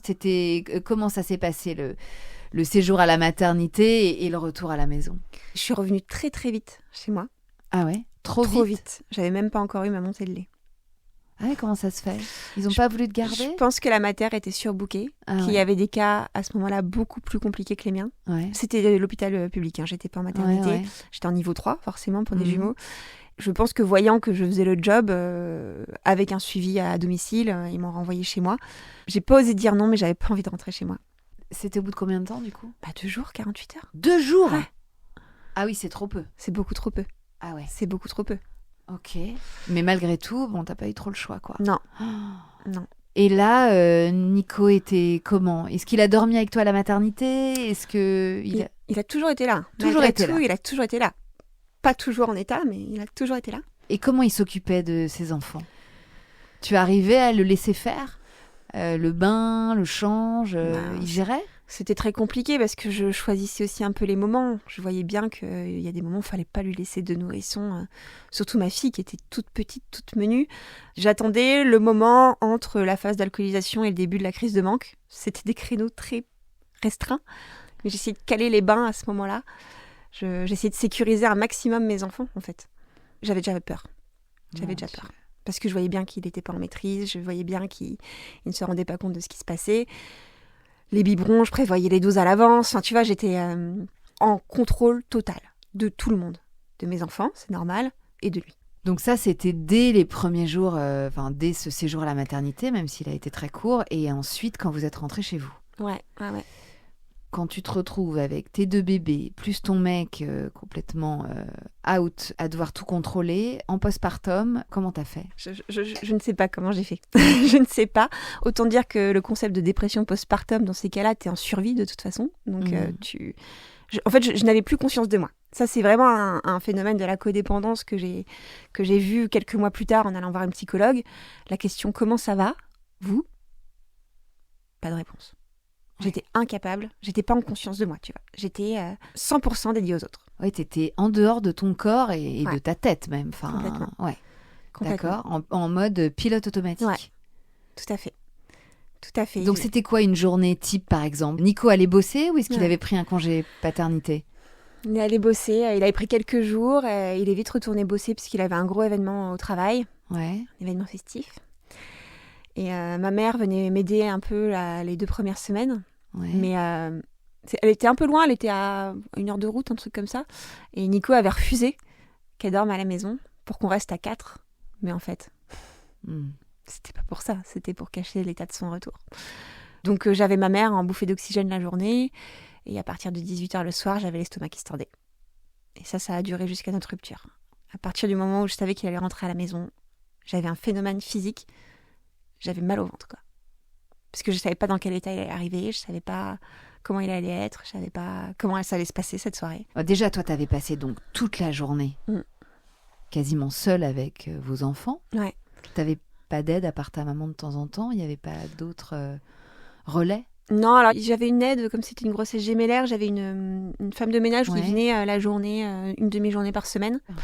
Parce que la journée type, c'était, de toute façon, je dormais pas la nuit, parce que ça se relayait. Nico se levait pas la nuit, j'imagine. Non, oui. Il n'entendait pas. Il n'entendait pas. Vous dormiez quand même dans la même chambre? Pas toujours. Ok. Ça dépendait de son état, et puis des fois, il s'endormait tout seul sur le canapé. Oui. De toute façon. En plus, moi, j'étais vraiment maso, c'est que, en plus, je tenais bon, je tirais mon lait. Aïe. Ah oui. La nuit. Tu t'es infligé ça en plus. En plus, je n'avais du lait que la nuit. Donc, je les nourrissais, je les couchais, je tirais mon lait. Donc, je ne dormais pas. Et tu faisais des petits biberons de ton lait? Ouais, j'essayais de leur en donner un peu tous les jours, quoi. De ce que j'avais, le peu que j'avais, j'essayais de tenir. Tu faisais mixte? Un peu de poudre, un peu de lait maternel? Ouais, j'ai tenu 2 mois comme ça. Waouh, c'est long 2 mois, c'était Sonia. Très long. C'est très long. Ok. Donc, tu ne dormais pas la nuit, la journée, donc tu étais au radar, j'imagine? Jusqu'à midi, au radar. Puis après, s'occuper des bébés, je pourrais même pas dire ce que je faisais. De toute façon, là, c'est à la chaîne, quoi. Ouais. Et Nico rentrait vers 18h. Ouais. Et là, c'était comment? Est-ce qu'il était content de vous retrouver, de retrouver ses enfants? Est-ce qu'il fonçait vers eux pour leur faire des câlins? Je sais pas. Oui. Ouais. Ah oui, ça oui. Il était super heureux. Mais il y avait 2 phases. Soit il était super heureux, anesthésié par l'alcool, et il s'endormait vite. Soit, et c'est là que ça commence à être compliqué, soit il était en colère. En colère contre lui, pas en colère contre nous, forcément. Et là, il y avait des des cris, il y avait des coups contre des objets, et là j'ai commencé à avoir peur, très peur. Il y avait des hallucinations aussi. Ah oui. Une fois, j'avais enfermé les enfants dans la chambre parce qu'en fait, il voulait à tout prix les prendre. Et je voyais l'heure tournant. Je savais que s'il n'était pas rentré là, c'est qu'en plus, non seulement il s'était alcoolisé, mais plus longtemps que d'habitude. Et il est rentré, il était persuadé qu'il y avait quelqu'un dans la chambre avec les enfants, quoi. Donc j'avais beau lui expliquer en disant non, mais t'es pas en état de toucher des nouveau-nés là maintenant. Il voulait pas, il était sûr qu'il y avait quelqu'un dans la chambre. Donc il voulait aller les sauver et les prendre. Ouais. Ah ouais. Les coups contre les objets, c'était quoi? Il jetait des trucs par terre? Des coups sur la table, il allait sur le balcon, il fumait une cigarette, il se mettait à crier de rage, quoi, de rage de son état, de voir qu'il n'était pas au niveau, qu'il n'était pas là, quoi. Il était suivi toujours par cet addictologue qu'il avait vu au début? Ouais, il était suivi. Je me demande même s'il n'y avait pas un psychiatre à ce moment-là. Il y avait des médicaments, mais le problème c'est qu'il buvait avec les médicaments, ce qui est pire que tout. Et du coup, ce qui s'est passé à cette période-là, qui était vraiment une des plus sombres, c'est qu'au bout d'1 mois, les bébés avaient 1 mois, je suis partie à minuit. Je suis partie de la maison. Avec tes bébés sous le bras? Ouais, avec mes bébés sous le bras. Parce que ce soir-là, qu'est-ce qui s'est passé qui t'a fait partir? Je pense que c'était une scène de colère particulièrement dense. Je pense que j'ai eu peur. Et je me suis dit, là, faut que tu partes. Là, faut que tu les protèges, faut que tu partes. Tu sentais qu'il était à 2 doigts de s'en prendre à vous? Physiquement? Ou en tout cas à toi? Alors, avec le recul, je sais pas s'il avait fait, mais ces coups contre les objets, ces cris me traumatisaient, quoi. Me traumatisaient. Et je voulais pas que mes enfants voient ça, je voulais pas qu'on vive ça. Et ouais, je voulais partir le plus rapidement possible, rejoindre mes parents, parce que j'étais plus à ma place, là. Comment tu réagissais, toi, face à ces crises de colère? Est-ce que tu lui criais dessus? Est-ce que tu te réfugiais, tu te mettais en boule dans un coin? Enfin, quelle était ta réaction? Alors, j'enregistrais. Parce le que... son ou l'image? Alors, les deux. quand je pouvais l'image, mais ça, il aimait pas, le son, parce que je voulais qu'il comprenne ce qui se passait le soir, parce qu'il ne s'en rappelait pas. Il ne s'en rappelait pas. Ouais, mais c'est une bonne technique. Mais il a jamais voulu regarder. Même le lendemain, en ayant redescendu, il a jamais voulu écouter. Et tu l'as jamais forcé? Je lui ai envoyé, si. Ah, tu lui as envoyé? Ouais. Il a tout reçu. Est-ce qu'il l'a fait? Il l'a pas fait, mais lui, il me disait qu'il voulait pas.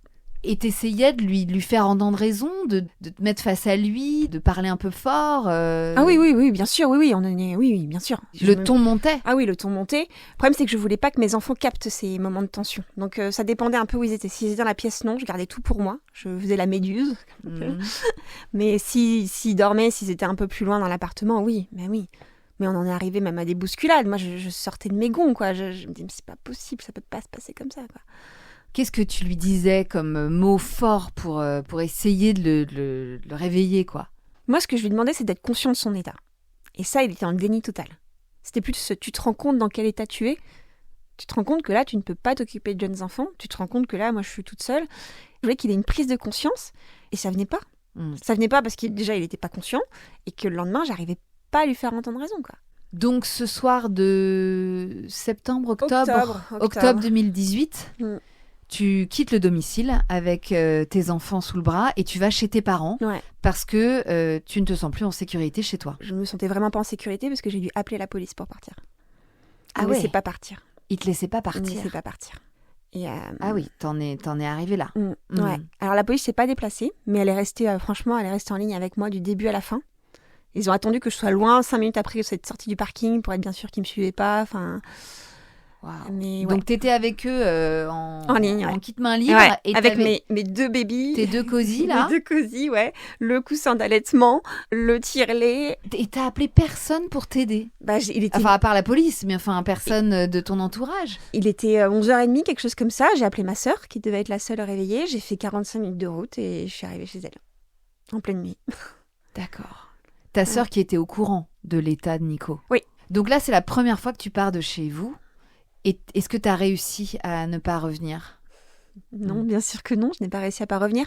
Par contre, j'ai commencé à prendre mes dispositions. Le lendemain matin, j'ai été à la police, déclaré que j'avais abandonné le domicile conjugal, parce que ça peut te poser problème quand tu es mariée. Donc j'ai commencé à me dire, là, il faut commencer à archiver, parce que ça va peut-être mal se passer. D'accord. Pour autant, j'avais toujours pas fait une croix sur ma famille. Toujours pas.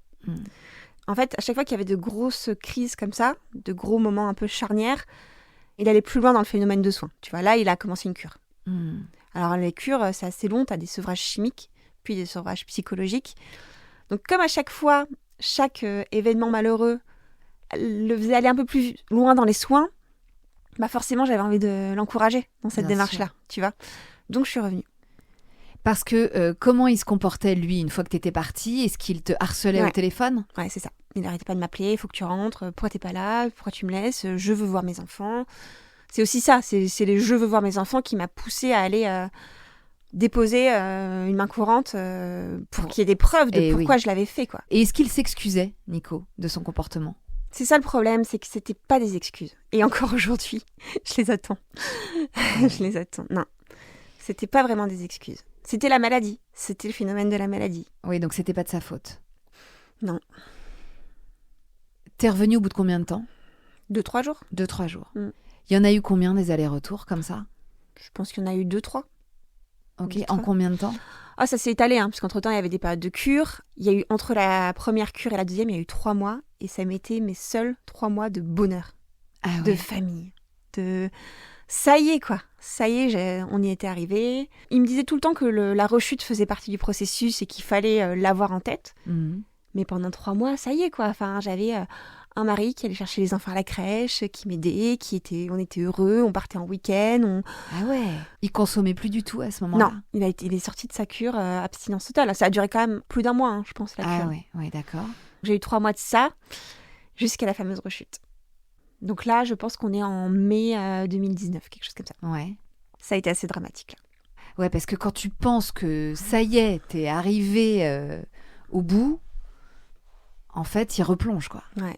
Je savais que ça pouvait arriver. Je l'avais en tête, on me le disait. En fait, je l'avais pas en tête, mais on me ramenait souvent sur Terre. Qui te ramenait sur Terre? Toi, t'as commencé à consulter aussi, à Ouais. te faire aider? Ouais, c'est là que le nom de codépendance est arrivé. C'est là aussi que même l'entourage médical, son entourage médical me proposait de m'appeler, de me parler. Ouais. Bah, Son addictologue, c'est son psy. Plus les infirmières du Ah ouais. centre, des choses comme ça. Bah, elles me voyaient, parce que moi, pendant tout ce temps-là, j'ai gardé le contact entre les enfants et leur père. Au contraire, ils les découvraient. Donc, je me faisais 1 heure de route pour aller au centre. Ah oui, tu lui amenais les bébés à la cure de Ouais. désintox au centre. Ouais, c'est ça. C'est souvent des endroits plutôt sympas, assez arborés. Voilà, Ouais, on était au ouais. printemps, donc c'était pas non plus un truc méga glauque. Ça se prêtait bien. Bon, c'était juste un très long trajet. Oui. Mais j'avais à cœur que... en me disant, mais c'est peut-être aussi ce lien qui va se créer enfin avec ses enfants, Oui. qui va aussi pouvoir le sortir de là, quoi. Bien sûr. Et il était content de vous voir à Mais chaque complètement, fois. complètement. Et là, je redécouvrais mon mari, quoi. Enfin, Et le mec oui. avec qui j'avais tout... Et je me disais, mais oui, là on y est, c'est ce que je veux. C'est lui, il est là, quoi. Mm. Quand il n'y a plus l'alcool, il est là. Eh oui. Du coup, toi, par rapport à ta propre consommation, toi, t'as complètement arrêté aussi, même pas un petit verre de vin, une petite coupe de champagne de temps en temps, t'as arrêté la consommation d'alcool aussi. Bah oui, complètement. Complètement. J'en avais pas envie. J'étais de toute façon méga fatiguée. Et Oui. puis par solidarité, il était hors de question qu'il y ait Bien sûr. quelconque substance à la maison, quoi. Mm. Donc, et puis je voulais lui montrer qu'on pouvait vivre sans alcool, parce que lui, on n'était pas encore convaincu. Pour lui, sa vie n'avait plus d'intérêt. Il me l'avait même dit, et c'est pour ça qu'on a annulé notre mariage. Je n'envisage pas de me marier sans boire. Ah ouais. Oui, parce que vous étiez censé vous marier en grande pompe. Le mariage religieux était prévu pour cette année 2019. Ouais. Ah. Donc, avec 2 bébés sous le bras, un mari malade à la maison, j'ai eu cette scène où tu appelles le prêtre, la salle, le DJ, et t'annules tout. Et les invités, t'envoies un mail. Ouais. Et t'envoies un mail à tes d'annulation, quoi. invités, ouais. Je crois, dans ma mémoire, j'ai missionné ma meilleure pote, son meilleur pote, et mes parents et ses parents pour Ouais, le faire. c'est pas toi qui J'ai as géré non. ça. Donc il y a eu quelques mois de cure, de centre, de mieux. 3 mois, tu dis. 3 mois de mieux. ouais. Et en 2019, c'est la rechute. C'est la rechute. et, Mais suite à quoi? Qu'est-ce qui s'est passé? Un jour, il a reconsommé de l'alcool? on est parti en week-end dans un gîte où il y avait de l'alcool. En fait, Ah. l'hôte avait laissé un bar avec de l'alcool. Aïe, aïe, aïe. J'ai senti que ça sentait l'alcool, donc parce que autant te dire que tu développes une narine quand tu es dans ma situation-là. J'ai un odorat sur l'alcool, mais de dingue. Ah bah bien sûr. De dingue. Au point que si je croise quelqu'un dans la rue ou au supermarché qui sent un peu l'alcool, j'ai encore aujourd'hui, j'ai la gerbe, quoi. J'ai la Ah, gerbe ça qui arrive, m'étonne quoi. pas. Oh. Donc j'avais senti... J'ai eu des soupçons. C'était modéré. J'avais senti une odeur, mais son état ne laissait pas trop penser. Mais tu lui demandes? Je lui demande, il me dit bien sûr que non, il me jure que non, non, bien sûr que non. Donc je me suis dit bon, sachant qu'il y avait ses grands-parents qui étaient là, je me dis peut-être que quelqu'un a ouvert une bouteille. Ah oui, j'ai vous n'étiez senti- pas que tous les non, 4. il y avait ses grands-parents aussi avec nous. Ok. Bon, je me fais peut-être des films, je me dis est-ce que c'est pas mon cerveau qui me joue des tours. Donc j'ai des soupçons, mais pour autant dans son comportement, je sens rien de très changeant. Ouais. Donc je me dis bon, je me suis peut-être fait des films. Et là est arrivée une scène très traumatisante. Le lendemain matin, on est rentré chez nous, il devait partir à un salon à Lille et il était question qu'il dépose sur la route les enfants à ses parents.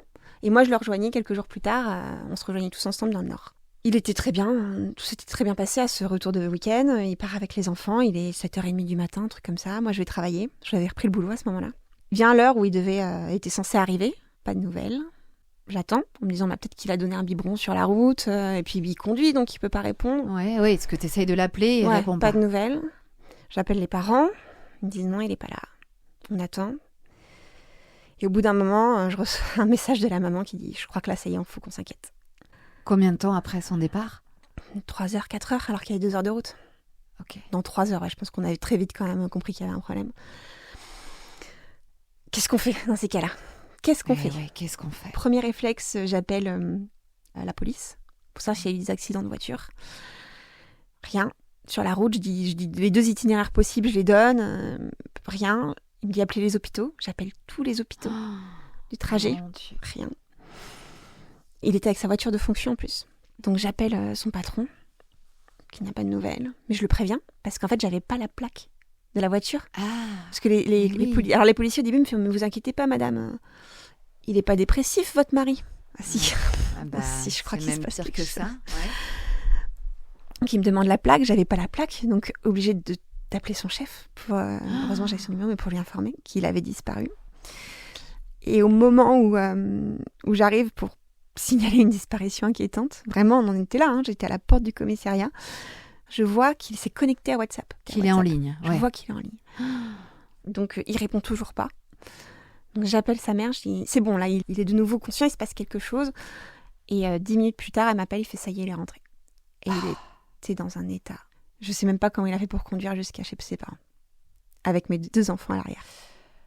Et il s'était écoulé combien de temps, du coup, entre son départ et son arrivée ? Entre 3 et 4 heures.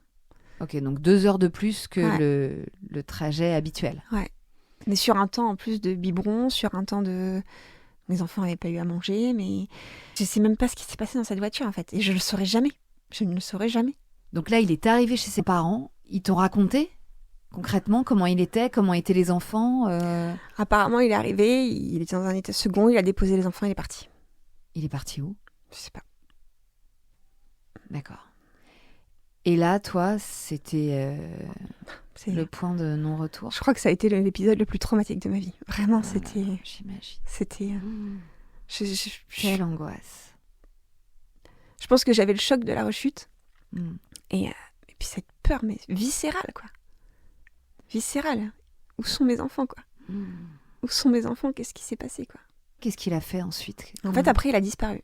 Son chef m'appelait pour savoir où il était avec la voiture de fonction. J'aimerais lui dire, mais si tu savais comme j'en ai rien à foutre de ta voiture de fonction. Ouais. Parce qu'il s'était pas présenté, du coup, à l'événement hyper important de son boulot. Donc, je savais aussi que là, c'était foutu pour son boulot aussi.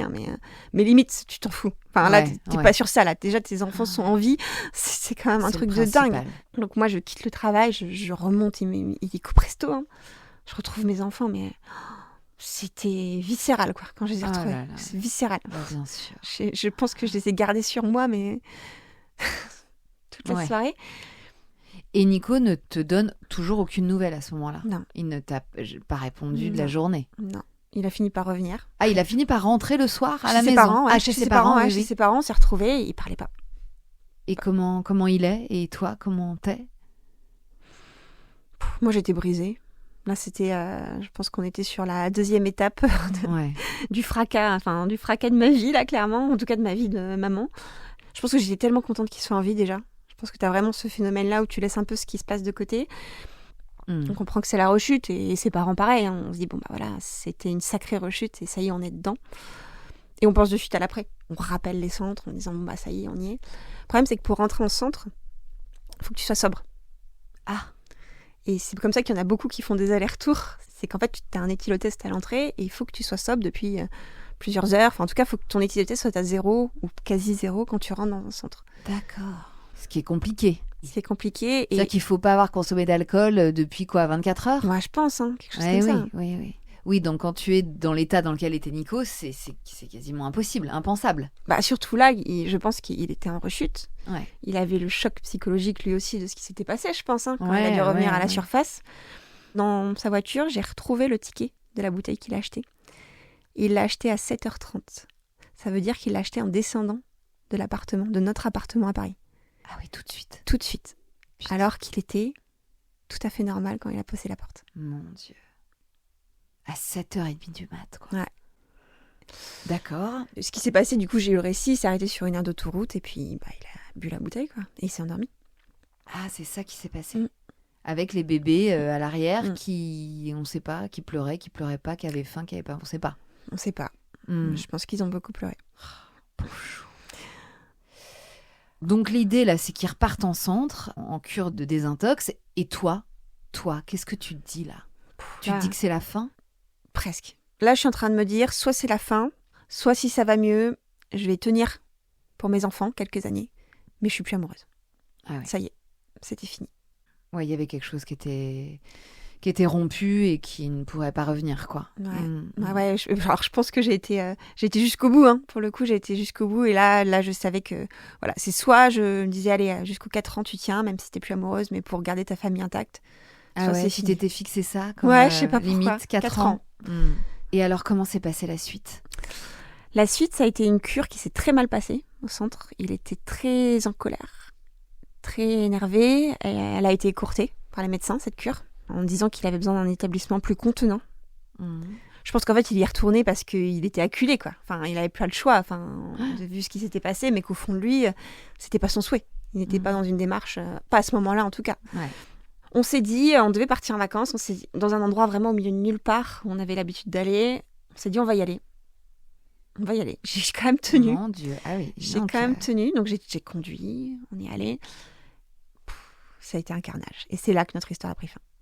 D'accord. Ça a été... il allait voler dans les supérettes aux alentours pour boire. Il voulait à tout prix emmener nos enfants, nos bébés à la piscine alors qu'il était alcoolisé. Il partait la nuit, enfin voilà. Donc là... Ah oui, d'accord. Là, n'importe quoi. Là, c'était... C'était il était incontrôlable. incontrôlable. Donc là, j'ai appelé ses parents qui, heureusement, étaient pas loin, qui étaient sur le point d'arriver. Ils sont arrivés à ce camping où on était et je suis partie. Avec mes 2 enfants sous le bras, avec une nuit dans un hôtel au bord de l'autoroute, à devoir décharger les lits avec 2 bébés. Enfin, c'était... Oh là là. Ouais. Mais t'as vécu des scènes mais surréalistes quand même. Mm. Et vos enfants d'ailleurs, ils étaient comment ? Enfin, est-ce que t'as senti qu'ils captaient ce qui se passait ? Tu sais, parfois, les bébés réagissent et ça fait des bébés qui pleurent très peu ou non ? Est-ce que t'as senti ça ou pas spécialement ? Alors, j'ai pas senti ça, parce que j'ai vraiment, depuis même ma grossesse... Tu les as préservés vachement. Et même, tu vois, pendant ma grossesse, je m'empêchais de ressentir des choses. Je savais qu'il y allait avoir des impacts. Et c'est peut-être aussi pour ça que des fois, j'ai vraiment fait l'autruche sur certains sujets. Ouais. Par contre, ce que je peux te dire, c'est qu'à partir du moment où on s'est séparés, où leur papa est parti, les enfants ont commencé à dormir la nuit. Ouais. Parce que jusque-là, c'était encore beaucoup de réveil la nuit. Et je bossais en plus de tout ça. Donc cet été-là, donc on est en... C'est quoi ? C'est l'été... C'est l'été des 1 an des enfants, donc on est en 2019. L'été 2019. Ouais. Tu le laisses au camping avec ses parents, en gros, qui le récupèrent. Ouais. Et toi, tu sais que c'est fini. Je sais que c'est fini. Je sais que là, maintenant, faut trouver des solutions. Ouais. Faut trouver des solutions, faut se réinventer. Qu'est-ce que je fais de ma vie, quoi ?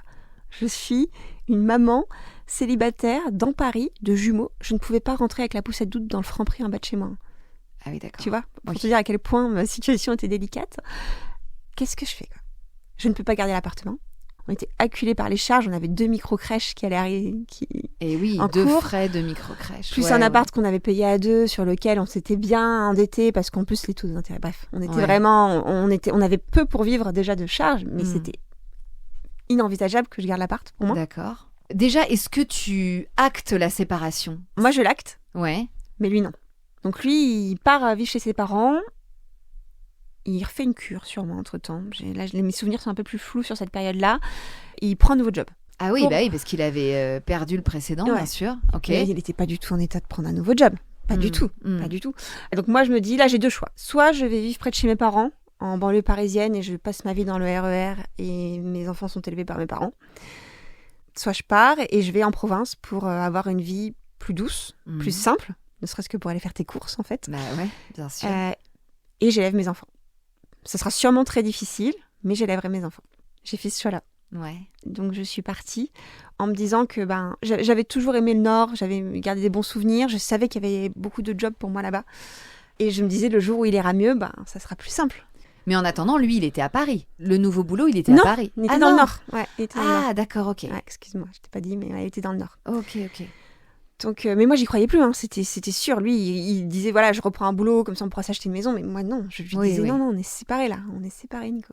Mais quand même, en termes de logistique, c'était plus simple d'être, évidemment, pas loin de lui, quoi. J'ai toujours gardé en tête le fait qu'il fallait conserver un entourage familial pour les enfants, un lien avec leur père, que si je le rompais à mon initiative, ça pourrait avoir un impact chez eux plus tard, et ils pourraient me le reprocher.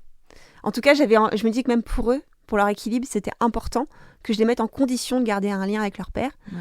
S'il est rompu à cause de la maladie ou autre, mais au moins j'aurais fait le max. Et donc j'ai envoyé un CV à la boîte qui me faisait envie, et ça a marché. Ah là là, génial. Bon, là, l'univers était avec toi. Ouais, alors, mais mon entourage complètement paniqué par cette idée. Enfin, j'avais des enfants qui ne marchaient pas encore. Tu pars toute seule en province. Oui, mais dans une région que tu connaissais quand même un peu, où il y avait des attaches quand même. Oui. Mais il n'y avait pas tes parents. Non. C'était les attaches de la famille de Nico, quoi. Ouais. Et vos potes d'école de commerce. Ouais, c'est ça, quelques-uns. Ouais. Donc, ton entourage était inquiet pour toi. Ouais, ils étaient inquiets. Ils me disaient, mais pourquoi tu restes pas ? Mais non, je sais pas. Je sentais qu'il me fallait cette vie-là. Je voulais pas passer à côté de ma maternité. Je voulais, même si les conditions de ma maternité étaient spécialement dramatiques, c'était mon histoire de maman et c'est moi qui allais l'écrire, tu vois. Et t'arrivais à faire le deuil de ton histoire avec Nico en parallèle de tout ça? T'arrivais à te dire que ce type que tu connaissais depuis 10 ans Ouais, 10 ans, t'as raison. 10 ans, ouais. T'arrivais à te dire que ce mec que t'avais tant aimé, tant admiré, avec qui t'avais passé tant d'années merveilleuses, le deuil a dû être extrêmement difficile. J'ai tenu jusqu'au bout, mais en fait, je suis partie suite à une conversation avec une de mes meilleures amies qui est médecin, qui m'a dit « Sonia, tu restes avec une personne alcoolique, ça veut dire que tu cautionnes l'alcool, tu cautionnes les cris, tu cautionnes les coups. Si tu as un signalement d'un de tes voisins, d'une personne de la crèche, tu risques de te faire retirer tes enfants, en fait. Faut que tu en sois consciente. » Ma rupture, je l'ai faite dans un besoin de sécurité. C'était tellement un besoin primaire que j'ai pas eu de deuil, en fait, parce que c'était une nécessité, tu vois. Ouais, j'ai eu ce côté survie. Et finalement, mon deuil, je l'ai fait quand j'ai pris un peu plus l'air, quand j'ai eu une bouffée d'oxygène, et je me suis dit, là, maintenant, il faut que je fasse mon deuil. C'est quoi, moi, mes sentiments là-dedans ? Ouais, c'est ça. Tu les avais complètement mis de côté. Complètement. Il ne s'agissait plus de sentiments, là, en fait. Non, on était vraiment sur de la protection des enfants. Ouais. Et de la survie. C'est bien que ton ami t'ait dit ça. Je pense que c'est important aussi de le transmettre là, aujourd'hui. Parce que, effectivement, tu t'exposes à des signalements de l'entourage, du voisinage. Tout à fait. Si ça dérape. Tout à fait. Donc, tu retournes dans le Nord avec les bébés. Tu reprends un nouveau job. Ouais. Sauf que, donc, 2020, confinement. Je suis arrivée 3 semaines avant le confinement. Mon Dieu. Je suis arrivée 3 semaines avant le timing confinement. n'est pas idéal. Alors, et figure-toi que si. Ah si.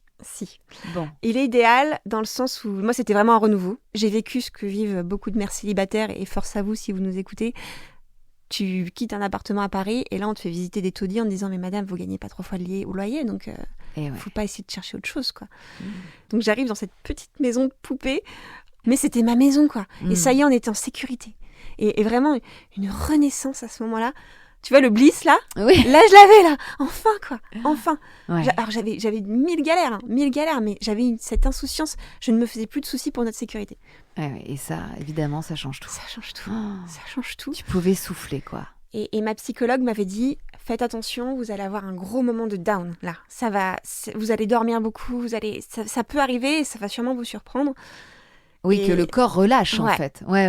Et en fait, il a relâché grâce au confinement. Eh oui. Parce que j'étais en chômage partiel. J'ai dormi énormément sur ces premières semaines de confinement. Ouais. Ça y est, on était sortis de tout ça. D'accord. Donc, tu as passé tout le confinement dans cette configuration-là, en télétravail chez toi, avec les enfants parce que... Alors, j'ai eu la chance, c'est que j'avais une nounou juste à côté de la maison qui a accepté de travailler tout le confinement. Ah, génial. Donc ça a aussi aidé à relâcher la soupape. Ah bah bien sûr. Donc tu avais des moments sans enfants où tu savais que tes enfants étaient en sécurité chez la nounou et toi, tu pouvais t'occuper de toi. Ouais, dormir. Et notamment dormir. Et est-ce que tu as récupéré? Ouais, Oui. J'ai récupéré et j'avais une niaque. Ah, mais une niaque. C'était un nouveau souffle, quoi.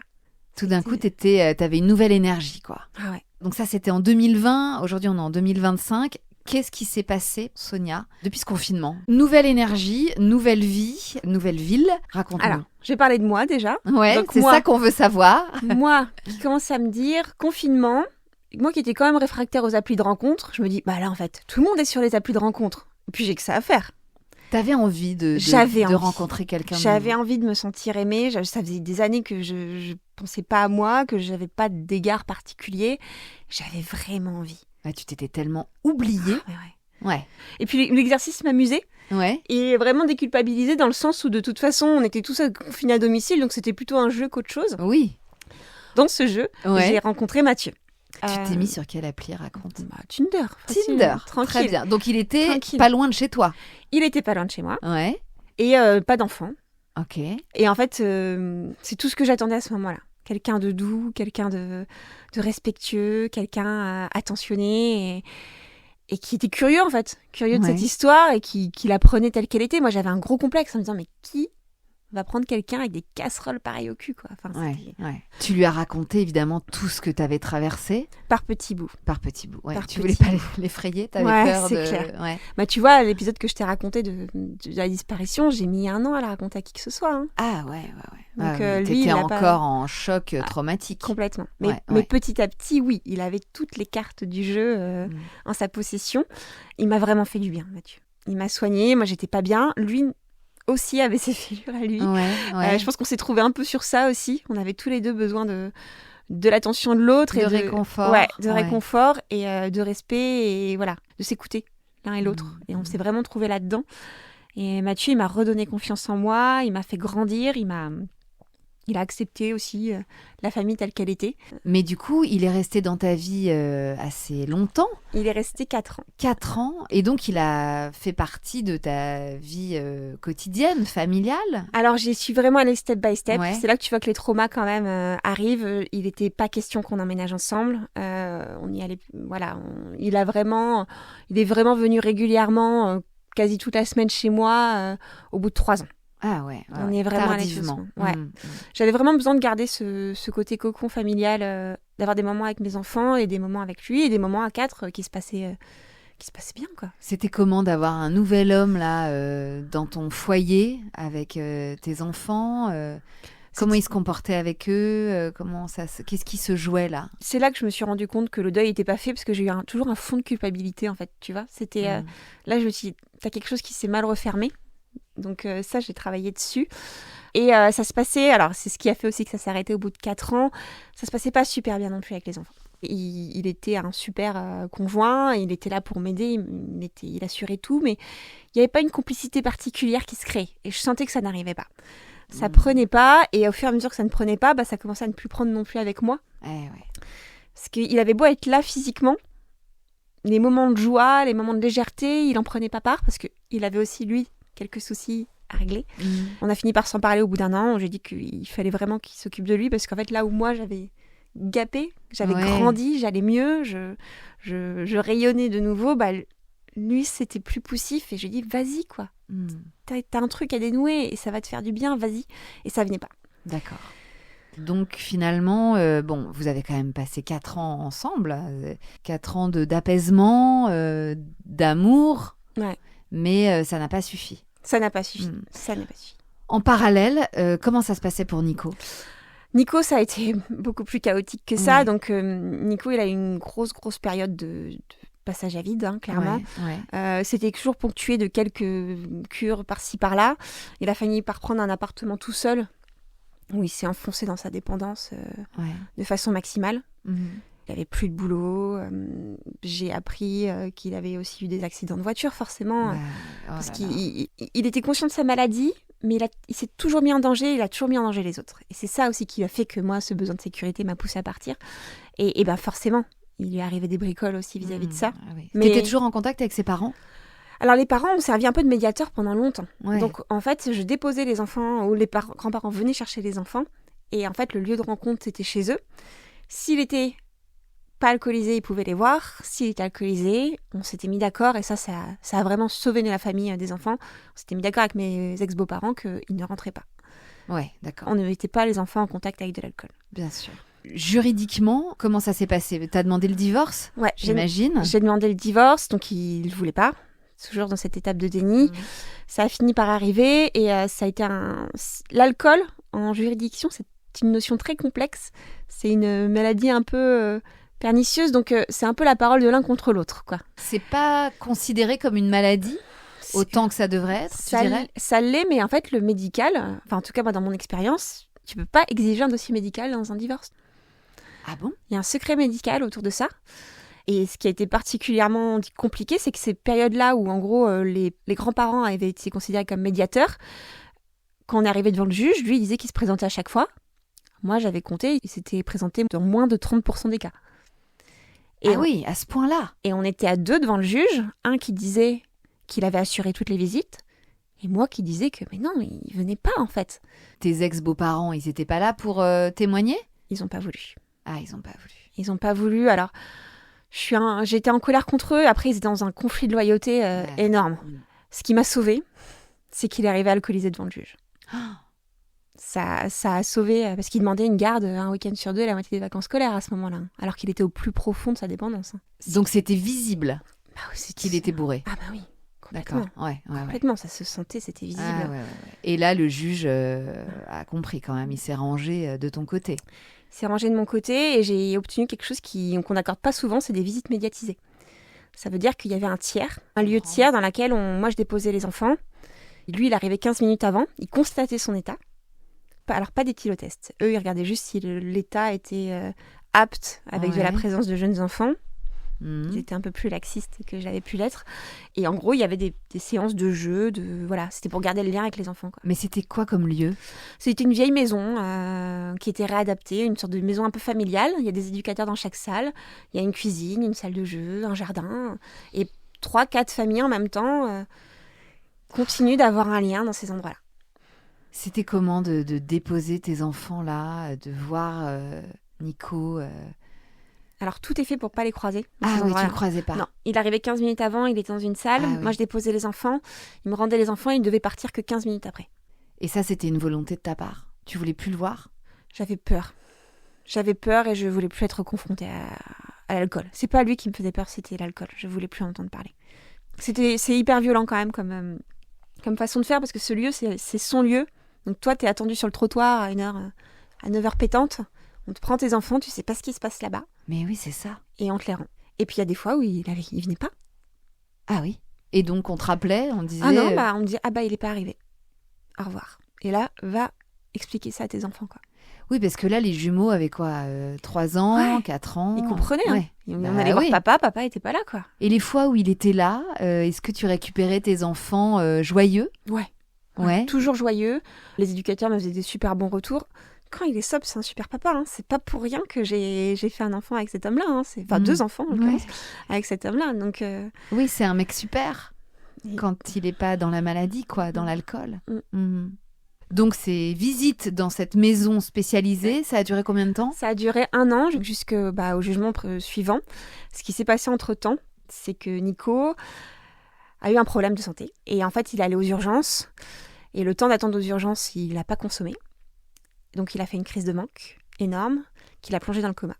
Ah oui, ça peut te plonger dans le coma, une crise de manque. Ouais. Tu peux y passer, en fait. Ah oui, en fait, je l'ai su après, ils étaient sûrs qu'il n'allait pas se réveiller. Il a fait plus de 2 semaines de coma. Waouh! Et donc là, t'as été prévenue? Non. Non? Tu l'as appris après coup? Ouais. Oh, mon Dieu. Ouais, personne ne me l'a dit. Personne te l'a dit, même pas tes ex-beaux-parents? Non. Et t'aurais aimé être tenue au courant? Franchement, c'est difficile après coup. Ça a été un choc quand je l'ai su. Moi, j'étais sûre qu'il était en prison. En fait, je voyais que je regardais son WhatsApp, je voyais que son WhatsApp était éteint. Je me suis dit, il a fait une bêtise, comme il en a déjà fait, il est parti en prison. Oui, ça a été un choc quand même de ne pas être prévenu. J'ai quand même partagé 11 ans de la vie de cet homme, c'est le père de mes enfants. Et en gros, le centre de visite m'appelait en me disant, il ne sera pas là demain. Il ne sera pas là demain.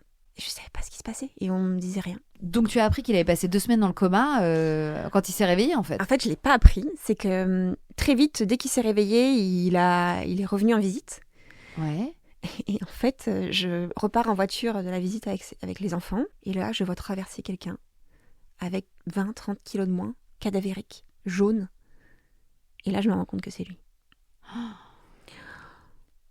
Je me suis arrêtée sur le bas-côté. J'ai pleuré. Toutes les larmes de mon corps avec les enfants à l'arrière. Et là, j'ai compris en fait. J'ai compris qu'il s'était passé quelque chose de grave, quoi. Ouais. Il était métamorphosé. Ouais. En fait, vraiment, je me suis arrêtée au passage piéton. Je dis, putain, il n'est pas en forme, lui. Et là, je vois que c'est lui. Mon Dieu. Ok. Donc, nouveau choc. J'ai fini par le savoir par un membre de sa famille qui a bien accepté de me le dire, mais qui en a payé les conséquences parce qu'il n'était pas question que ça se sache. Tu vois, parce qu'il était question aussi que il récupère une garde et que c'était pas bon de savoir que sa santé était en déclin. Et en fait, ça a été l'électrochoc qu'il lui a fallu pour devenir vraiment abstinent. Et là, ça fait 2 ans. Et ça fait 2 ans qu'il boit plus. Incroyable. Et donc, il n'a pas refait de crise, il est pas retourné en rehab. Pas que je sache, et moi, je le vois, il est redevenu physiquement comme avant. Mentalement, c'est pas le même, c'est plus le même. Je pense qu'il a eu un sursaut. Je pense que dans ces cas-là, c'est ce qu'il me dit, hein, c'est soit tu te morfonds un peu sur ce qui s'est passé, soit tu vas de l'avant. Il va de l'avant, mais avec beaucoup d'ego. Désolée, là, ça y est, ça devient un peu subjectif, mais voilà, il est un peu sur une revanche sur la vie et il a un peu oublié ce qui s'était passé. Est-ce que ces 2 semaines de coma ont affecté ses facultés mentales ? Là, il a une activité, il s'est même lancé à son propre compte, donc je pense qu'il est complètement apte. Il a repris le boulot, ouais. Il est complètement apte. Moi, je le trouve beaucoup plus violent qu'avant dans ses propos, dans sa façon d'être, dans sa... Moi, je dirais, pour l'avoir connu d'avant, alors est-ce que c'est les traumas, est-ce que c'est le vécu qui a fait que, pour moi, c'est pas plus le même. Bah oui, bien sûr. C'est plus le même. Au niveau de la garde des enfants, c'est comment ? Donc là, maintenant, ça y est, on est à un week-end sur 2. Ok. Il a une compagne qui l'aide aussi sur ces sujets. Que t'as rencontrée ? Je la connaissais d'avant. Ah, d'accord. Mais au moins, je suis en confiance. Vraiment, mon inquiétude pendant toutes ces années, c'était qu'il rencontre quelqu'un qui pouvait avoir les mêmes pathologies que lui et qu'on soit sur 2 risques à gérer. Ouais. Là, je sais que c'est quelqu'un de complètement équilibré, qui en plus prend soin des autres, donc c'est bien qu'elle prenne soin de lui. Génial, ouais. Et les enfants ont vraiment un lien avec leur papa. Régulier, sain, en sécurité. Et toi, tu te sens comment aujourd'hui ? Je me sens pas indemne de tout ce qui s'est passé. Le bon côté, c'est que je pense que ça m'a donné une force. Ouais. C'est ce que ça m'a appris. J'ai quand même toujours un problème de conscience à moi. J'ai un peu du mal à penser à moi, j'ai un peu du mal à me poser, j'ai un peu du mal à avoir confiance en moi aussi. Mais ça va et je suis fière de cette histoire de maternité. Je suis fière de qui on est devenu, de notre cocon à 3. Tu habites toujours dans ta maison de poupée ou t'as Non, déménagé ? Je me suis acheté une maison. Waouh. Ouais, ça c'est un peu la fierté. Voilà, j'ai un peu passé ces étapes-là. Et là où la mission est accomplie, c'est que j'ai des enfants qui vivent dans un cadre normal. Ils ont chacun leur chambre. C'est rien, mais c'était beaucoup pour moi, tu vois, d'arriver à ça. Bah bien sûr. Ils sont en forme. Ils sont en forme, ils ont un entourage, ils ont un lien avec leur papa qui est ce qu'il est, mais qui existe et qui est très précieux pour eux. Ils y vont avec le sourire chez leur papa. Ouais. Et ça, c'est mon but. Mon but, c'est qu'ils partent avec le sourire, qu'ils reviennent avec le sourire. Ouais, bien sûr. Et ce qu'il y a entre nous, tant pis. Je le garde pour moi. Donc les enfants sont en forme aujourd'hui. Tu dirais que tu as deux petits jumeaux qui pètent le feu ? Voilà, qui pètent le feu, qui sont relativement équilibrés. Ma fille est quand même une petite fille très très nerveuse, qui a un besoin d'apaisement. Et en fait, ça m'a quand même poussée ces derniers mois à aller consulter des psychologues, mais aussi des kinésiologues, des ostéopathes, pour essayer un peu de comprendre pourquoi elle n'arrivait pas à s'apaiser et pourquoi elle avait en elle cette rage, en fait, qui arrivait très rapidement, quoi. Elle s'énerve très très vite. Qu'elle a toujours eu ? Elle a toujours été assez nerveuse, mais là, ça c'est vraiment en phase. Il y a vraiment eu une accélération sur ces derniers mois. Ouais. Et en fait, il s'est passé quand même un truc dingue, c'est que j'ai 2 professionnels, donc un kinésiologue et un ostéopathe, mais qui travaillent un peu les énergies, qui m'ont tous les 2 trouvé un blocage chez elle à la même période de sa vie, et qui est 7 mois. Et en fait, 7 mois, c'est le moment de la disparition avec le papa.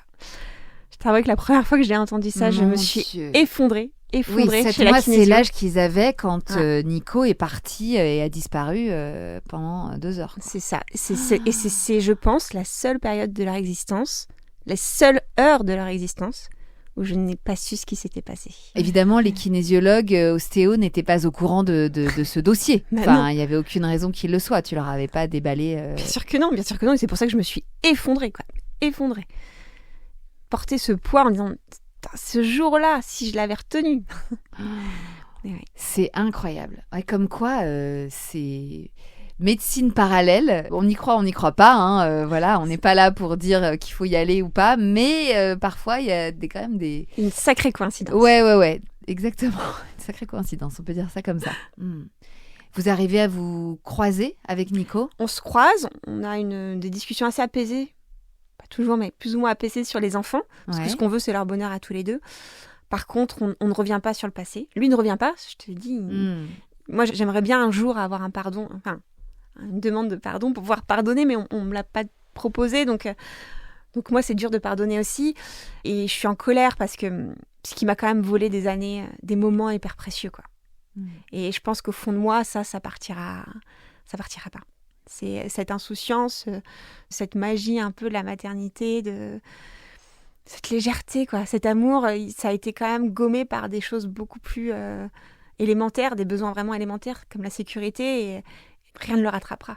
C'est perdu. Ouais. Donc, il faut continuer d'avancer en acceptant ça. Exactement, en acceptant cette histoire. Pourquoi tu as eu envie de témoigner aujourd'hui ? J'avais vraiment envie de parler de l'alcool. Ouais. On n'en parle pas beaucoup, et de l'alcool et de la maternité. C'est encore un sujet tabou, et je regrette d'avoir à témoigner de cette façon anonymisée. J'aurais aimé pouvoir l'assumer à visage découvert. Je témoigne pour toutes ces mères célibataires qui sont des battantes, quoi. L'autre raison, c'est aussi de garder des traces de cette histoire, qui est notre histoire pour mes enfants. Force est de constater qu'avec le temps, il y a des choses qui s'effacent. Il y a des sentiments qui s'effacent. J'avais envie de laisser une trace pour eux. Pour que si un jour ils ont envie de connaître leur histoire, elle soit ici. Tu penses que tu évoqueras un jour ce qui a fait que leurs parents se sont séparés ? Alors pour l'instant, je veux que ce soit leur papa qui leur explique. Ils savent qu'il y a une histoire de maladie. Ils savent qu'il y a une histoire aussi de mise en danger. Ça, je leur ai dit. Malheureusement, c'est parce que ça devenait trop dangereux par rapport à la maladie de papa qu'on est parti. Par contre, les mots sur l'alcool, je veux que ce soit lui qui le fasse. Ouais. On verra jusqu'à quand. Aujourd'hui, il ne l'a pas fait. Même s'ils sont en mesure de comprendre, il ne l'a pas fait. Jusqu'au bout, je vais essayer de le tenir. Et s'il faut, je veux qu'ils comprennent. Ils comprennent déjà là qu'il y a des choses, qu'il y a des non-dits. Ils l'identifient déjà. Donc, il y a un moment, il faudra leur expliquer. Et je veux qu'ils aient aussi ma version de l'histoire. Parce qu'en fait, leur papa, malgré lui, il ne se rappelle pas de tout, en fait. Eh oui, bien sûr. Mais tu as raison, c'est tellement important de parler de cette maladie qu'est l'alcoolisme et qu'on a souvent tendance à invisibiliser ou à minimiser, en tout cas. Parce que, comme tu le disais au début, l'alcool, ça fait partie de la vie sociale, de la fête. Il y a un côté joyeux, de lâcher prise, de détente, l'ivresse, ça a presque une connotation cool. Mais oui. Ça arrive dans tout milieu, à tout âge, et ne négligez pas l'impact pour l'entourage. C'est ça, c'est une vraie maladie et la codépendance, qui est un terme que tu as beaucoup utilisé là, pendant notre entretien, et je pense que c'est important de mettre des mots sur ces personnes qui sont les premiers percutés par une maladie comme l'alcoolisme. Ça peut être aussi par la dépression ou par d'autres types de maladies, hein, bien sûr, ça s'étend à tous les maux. Tout à fait, on ne parle pas forcément d'addiction dans cette définition, mais ne minimisez pas les impacts pour vous, entourage, sur ce genre de difficultés. Ouais. Et on pense très fort à toutes celles qui nous écoutent là et qui peut-être se reconnaissent dans ton histoire, ou en tout cas pour qui peut-être ton récit fait écho, et on leur envoie plein de force parce qu'on sait que le chemin est long, mais on sait aussi qu'on peut s'en sortir et qu'il y a de la force à aller puiser dans des récits comme le tien. Donc merci beaucoup pour ça aussi, Sonia. Merci pour ce moment. On embrasse très fort Pépin et Trognon. Ça sera fait. Vraiment, et puis je te souhaite le meilleur. Il peut se passer encore beaucoup de très belles choses. et je te le souhaite de tout mon cœur. Merci pour tes mots, Clémentine. Bisous Sonia, à bientôt. Ciao.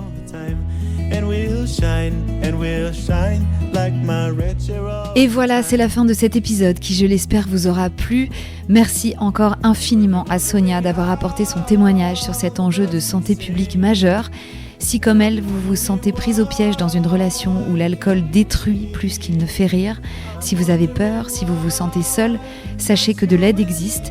Vous pouvez appeler Alcool Info Service au 0980 980 930, c'est un appel anonyme et non surtaxé, ou évidemment le 3919, le numéro national d'écoute pour les femmes victimes de violences.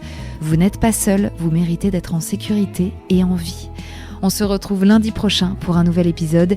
D'ici là, prenez bien soin de vous, je vous embrasse et puis bien sûr, long live the bliss.